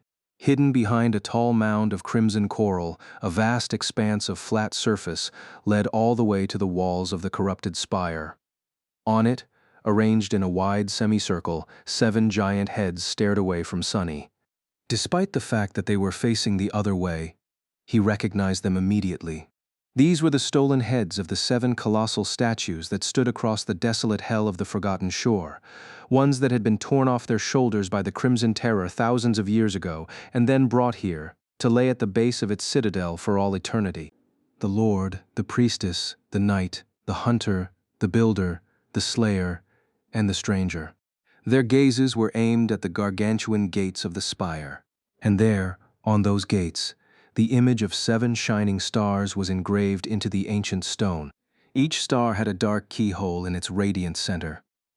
Chapter 324, Siege of the Crimson Spire 10. Summoning Saint to stand side by side with him once again, Sunny glanced at the gates of the spire, grimaced, and jumped down from the mound of coral. I don't like this at all. Out there on the island, it was quiet, too quiet, even though all the nightmare creatures were now behind him, slowly devouring the Dreamer army. The open space pierced by the gazes of the severed heads of stone colossus was too ominous and foreboding to not spell trouble. But Sunny was done being afraid a long time ago. You fear me, instead. Walking forward, he passed between the giant heads and entered the empty space in front of the Cyclopean gates. Feeling as though someone was staring at his back, Sunny shivered and approached the 7 locks. Halfway to the gates, he stopped, hesitated for a moment, and then looked back at stone heads. This was the first time he saw the faces of the 7 heroes. The face of the Lord was noble and dignified. The face of the priestess are beautiful and gentle. The slayer was arrogant and cold, her lips twisted in a crooked grin. The stranger wore a helmet, darkness nesting in the crack of its visor. People. They were just people. Turning away, Sunny sighed, then shook his head in dejection. I won't judge you for what you have done, but I really hope that we will be able to do better. With that, he took another step forward and froze. Something had changed on the stretch of land between him and the gates of the Crimson Spire. A cold wind suddenly howled, throwing bits of coral into the air. Those pieces did not fall down. Instead, more and more of the crimson shards flew up, slowly forming into 7 twisted silhouettes. Sunny cursed and outstretched his hand, summoning the midnight shard into it. A few seconds later, 7 golems of crimson coral stood in front of him and Saint, blocking the path to the star sigil. He recognized their shapes. The armored figure of the knight, the slender figure of the slayer, the graceful figure of the priestessar. Vile, corrupted facsimiles of the 7 heroes slowly moved, raising their weapons to point at him. Their movements were crude and inhuman, but radiated a sense of terrible, profane power. Despite their outward appearance, he felt that these creatures were desecrating the memory of the ancient heroes instead of manifesting it. Sunny grinned and walked toward the coral golems, the blade of his sword pointed downward. 7 of you? Do you really think this will be enough to stop me? His dark eyes gleamed, turning cold and ruthless. Well then, fools, come and get me. With that, he dashed forward and raised the midnight shard. Before Sunny could strike, however, the stranger appeared in front of him as though out of nowhere and put his round shield in the path of the austere Tachi. Hitting it felt like hitting a mountain. Sunny's eyes widened, fast. A fraction of a second later, he noticed a beak of a warhammer flying toward his temple with terrible speed. Gritting his teeth, Sunny shifted and blocked it with the blade of the midnight shard. As a painful shockwave rolled through his body, he was thrown backward and slid on the red coral, then groaned and spat a mouthful of blood. Damn it! How are they so strong? Looking up, he saw 7 tall figures approaching him with steady, inevitable malice. Each of the golems was powerful enough to rip an entire cohort of sleepers to pieces. To his side, Saint raised her shield and hit its rim twice with the blade of her sword. Whatever. Let's do this. Back across the whirlpool of black water, the Dreamer army was still furiously resisting the horde of nightmare creatures. By now, all of the monsters had left the coral bridge and descended upon the sleepers, consumed by the mad desire for human flesh. There was no distinction between the first and the second line now. All those still alive were engulfed by the bloody chaos of the slaughter, desperately trying to survive in the midst of absolute chaos. Changing Star was at the center of the terrible bloodshed, shining like a radiant sun. She fought alone, because no one else could survive the devastating pressure that the horde exerted in the zealous attempts to extinguish that light. Any human that tried to approach and help her was immediately torn to pieces. Indifferent to everything, Nephis moved like a furious deity, eviscerating one abomination after another. All around her, burning corpses littered the ground, their cursed blood boiling and evaporating into the air. Not only was her presence relieving the pressure from the rest of the sleepers, but they also found strength in it. As long as Changing Star fought for their salvation, how could they give up? As long as her light was there to banish the darkness, How could they lose hope? That was why no monster had managed to break through the remnants of the first two lines and reach the archers. Standing on the slippery surface of the crimson coral, Kai gazed at the terrible scene of the massacre below him, and then raised his face to the sky. Instead of the sky, however, he saw the dark mass of bleeding corpses carpeting the iron net. His face paled, light disappearing from his eyes. As the last officer of the Dreamer army to not be engaged in the melee, he was the only one who could see the bigger picture.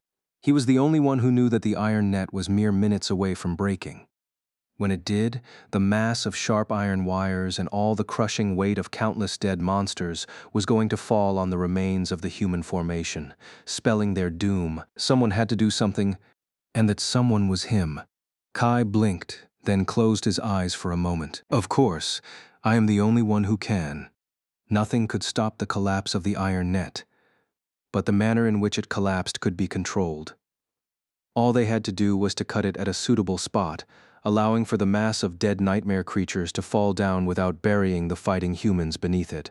And who could cut the iron wires beside a person capable of flying? The only problem was that once the net was cut, nothing was going to stop the 5 Spire messengers from entering through the breach. He was going to have to lead them away from the battlefield too. Yes, this is what I have to do. Dismissing his heavy bow, Kai stared at the ground for a few moments. An elegant falcata slowly appeared in his hand. And then, with an expression of dark resolve appearing on his face, he pushed himself off the crimson coral and flew to the strained iron net. Chapter 325, Siege of the Crimson Spire, 11. Arg, damn it. Effie stumbled back and swiped the zenith shard in a wide arc, cutting through the bodies of several nightmare creatures. With her other hand, she took hold of the oversized translucent tick that bit deep into her thigh and tore it away, losing a chunk of flesh in the process. Before the repulsive creature had time to sever her fingers with its sharp mandibles, she crushed it in her fist. Feeling hot blood streaming down her leg, she grimaced and unceremoniously wiped the pulverized remains of the tick on the fabric of the sunlight shard, then spun to follow the trajectory of her spear. Effie was tired. So tired. She was utterly exhausted, but there was no end to the nightmarish horde. Can't you all just die, bastard Sa? Catching the shaft of the zenith shard with both hands once again, she thrust it back and skewered another abomination with its sour odor, then tore the sharp spike away and dashed to the side. A moment later, a terrifying scythe of a carapace centurion sunk into the spot where she had just been. Effie spun the spear and lashed out with it, piercing the chest of the massive creature and killing it on the spot. As the heavy body fell to the ground and sent tremors through it, she had a second to draw in a pained, raspy breath. Her wounded leg almost buckled. Why is no one covering my back? Effie looked around to check on the fellow sleepers who had been fighting by her side, but failed to see anyone. All around her, there was nothing but the endless mass of nightmare creatures. Everyone was already dead, except for her. Ha, ha, ha, ha. Effie was left alone in the sea of monsters, separated from the remnants of the Dreamer army by an impenetrable wall of claws and chitin. She only knew that someone was still alive and fighting back there because of the radiant white light that continued to illuminate the vast expanse of the battlefield of this tomb that they had built for themselves from iron wires and dead nightmare creatures. Not that the light could reach where she stood. Here, there was nothing but darkness. She didn't have much hope of reaching it, too. Effie looked at the ground and smiled bitterly. Then, she raised her head high and stared at the approaching tide of monsters, her eyes sparkling with dark amusement. Come then, beasts. Oh, what a feast this will be. Sunny barely avoided the blade of the coral sword and deflected it to the side with the midnight shard. Then, he tried to counterattack, but was forced to jump back with a muffled curse. A sharp stiletto flew past his face, leaving a shallow cut on his cheek.